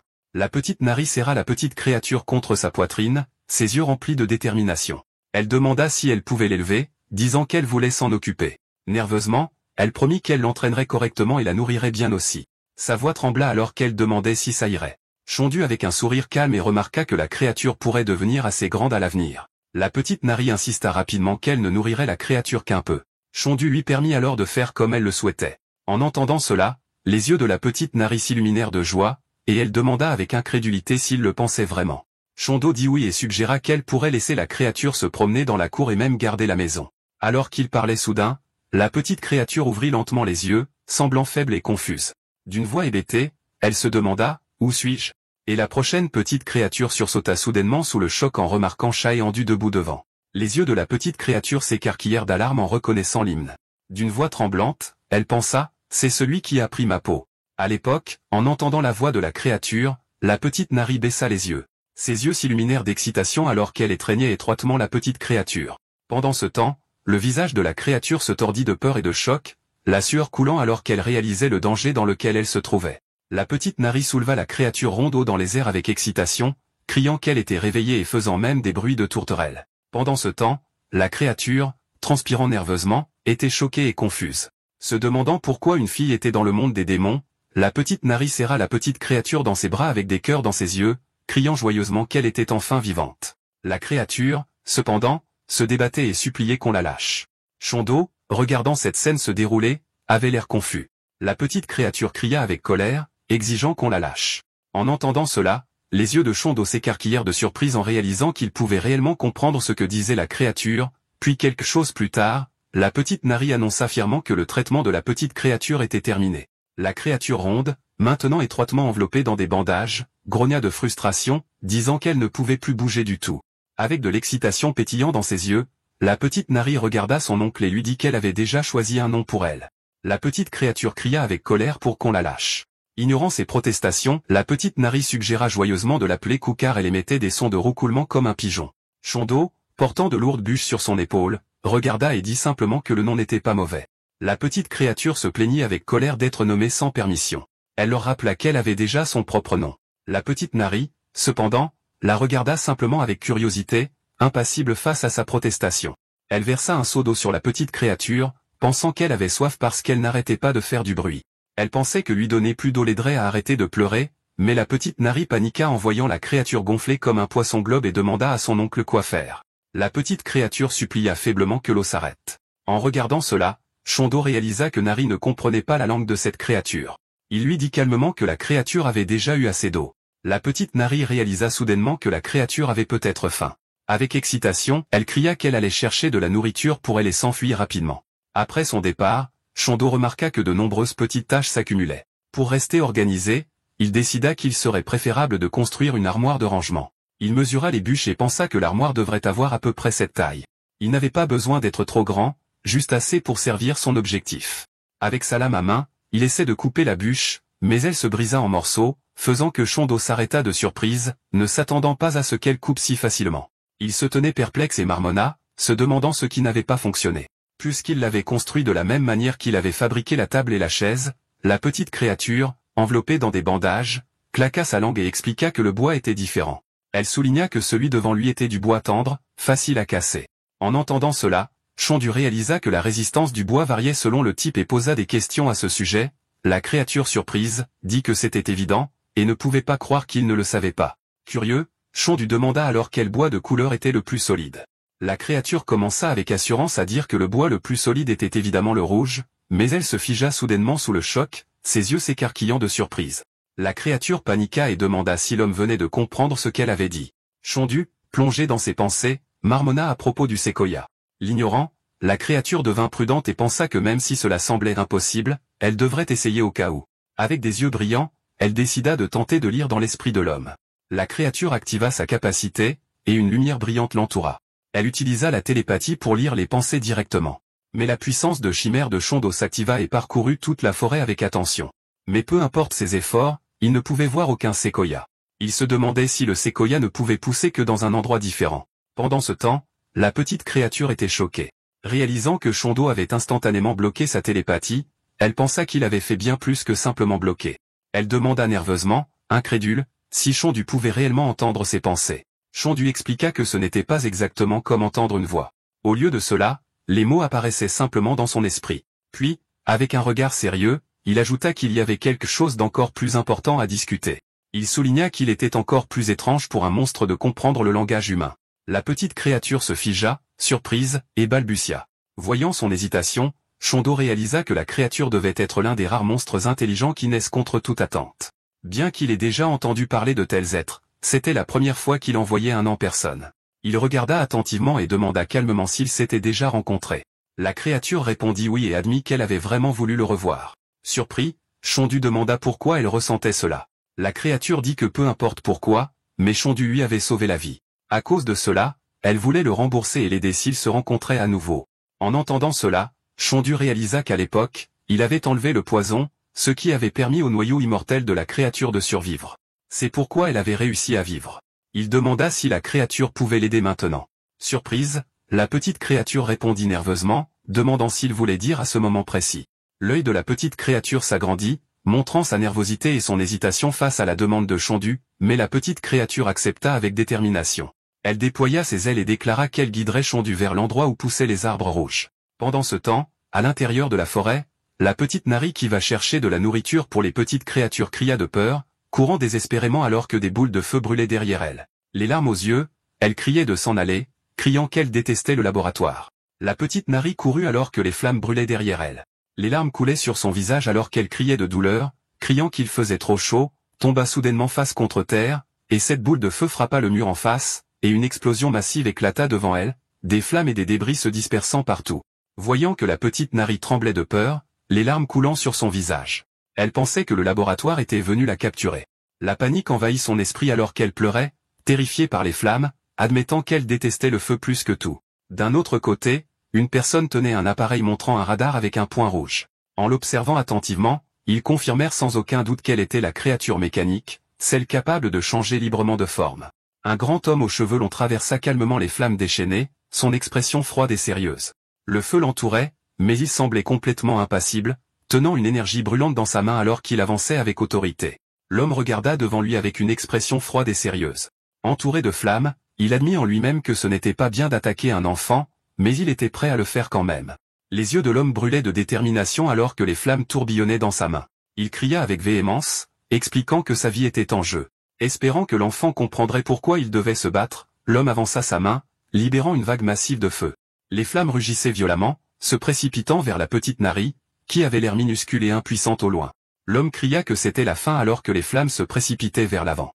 Les yeux de la petite Nari s'écarquillèrent de peur, les larmes coulant sur son visage, son corps figé sous le choc alors qu'elle réalisait le danger qui se rapprochait. Juste à ce moment-là, avec une petite créature perchée sur son épaule, Chondu apparut juste devant la petite Nari, arrêtant le feu à main nue. Derrière lui, la petite Nari effrayée essuya ses larmes. Chondu pensa que tout ce qu'il avait voulu, c'était finir de construire le meuble et manger en paix, mais maintenant il était forcé de se battre. Les yeux de la petite créature brillèrent de détermination alors qu'elle utilisait sa télékinésie et dit à Chondu qu'elle révélerait l'emplacement des arbres plus tard. Pour l'instant, sauver l'enfant était la priorité absolue. Les yeux de Chondu brillèrent de détermination, prêt à agir. Kim Nari était assise tremblante sur le sol, se tenant la tête en murmurant au feu de s'en aller. En la voyant, Chondu réalisa qu'elle était terrifiée par les flammes et qu'elle n'était clairement pas dans un état d'esprit stable. Il dit calmement à la petite créature qu'il devrait d'abord éteindre le feu. La petite créature sur son épaule acquiesça, en colère à l'idée que quelqu'un intimide un enfant, qualifiant cela d'acte de salaud. Voyant Chondu, l'homme enveloppé de flammes lança un regard furieux et demanda « Vous n'êtes clairement pas un homme des cavernes. De quel côté êtes-vous » Il plissa les yeux et ajouta « Vous en avez après la créature mécanique aussi, n'est-ce pas ? Alors écoutez attentivement. Je ne dirai ça qu'une fois. Partez tant que vous le pouvez encore. » Chondu et ce type du feu se tenaient l'un en face de l'autre, la tension remplissant l'air. L'un était enveloppé de flammes tandis que l'autre restait calme et stable. Brisant le silence, le Chondu parla fermement. « Tu parles trop. » Cela fit rugir de fureur le type du feu englouti par les flammes. Il cria que son adversaire devenait arrogant, sa rage se répandant avec le feu autour de lui. Puis, les dents serrées, il grogna de ne pas gâcher le moment. Le type du feu consumé par la fureur et les flammes cria fort à son adversaire de se perdre. Avec le feu qui brûlait autour de lui, il frappa ses mains dans le sol, envoyant une puissante attaque de feu. Voyant que Chondu se tenait ferme avec une expression sérieuse, ses yeux perçants de concentration, il leva la main et pointa vers l'avant, une lumière bleue brillante jaillissant de ses doigts. Chondu pointa vers l'avant, libérant une puissante explosion d'énergie bleue qui se heurta à l'attaque de feu de ce type du feu. L'attaque de Shondo créa une explosion massive de lumière et de force lorsqu'elle frappa la montagne derrière le type du feu. Une explosion éclata avec une lumière aveuglante, choquant le type du feu. Ses yeux s'écarquillèrent d'incrédulité alors qu'il marmonnait, confus. Le visage du type du feu se tordit sous le choc alors que des débris pleuvaient autour de lui. Ses yeux s'écarquillèrent et de la sueur coula sur son visage alors qu'il haletait d'incrédulité. Trop stupéfait pour parler, seul un cri d'alarme s'échappa de lui. Alors que la poussière et les débris se déposaient à l'intérieur de l'énorme cratère, Shondo demanda doucement à la petite Nari si elle allait bien. La petite Nari répondit qu'elle allait bien maintenant. Elle essuya ses larmes, sa voix douce de soulagement. Elle dit que l'oncle avait éteint le feu, se sentant plus en sécurité maintenant. Regardant Kimnari, Shondo parla calmement. Il lui dit que chaque fois qu'elle avait peur, elle devait l'affronter directement et vaincre la peur elle-même. Pendant ce temps, le type de feu gisait battu et immobile sur le sol. Shondo attrapa le type de feu par les cheveux et dit fermement que quand il se réveillerait, il devrait arrêter, disant qu'il a balancé ce type de feu en l'air. Mais juste au moment où il tenait l'ennemi par les cheveux, fit une pause, ses yeux s'écarquillant de surprise en réalisant que quelque chose n'allait pas. Shondo regarda en arrière et vit que le type de feu gisait sur le sol et que sa tête était maintenant chauve. Shondo le regarda avec confusion et s'exclama, « Qu'est-ce que c'est que ça ?»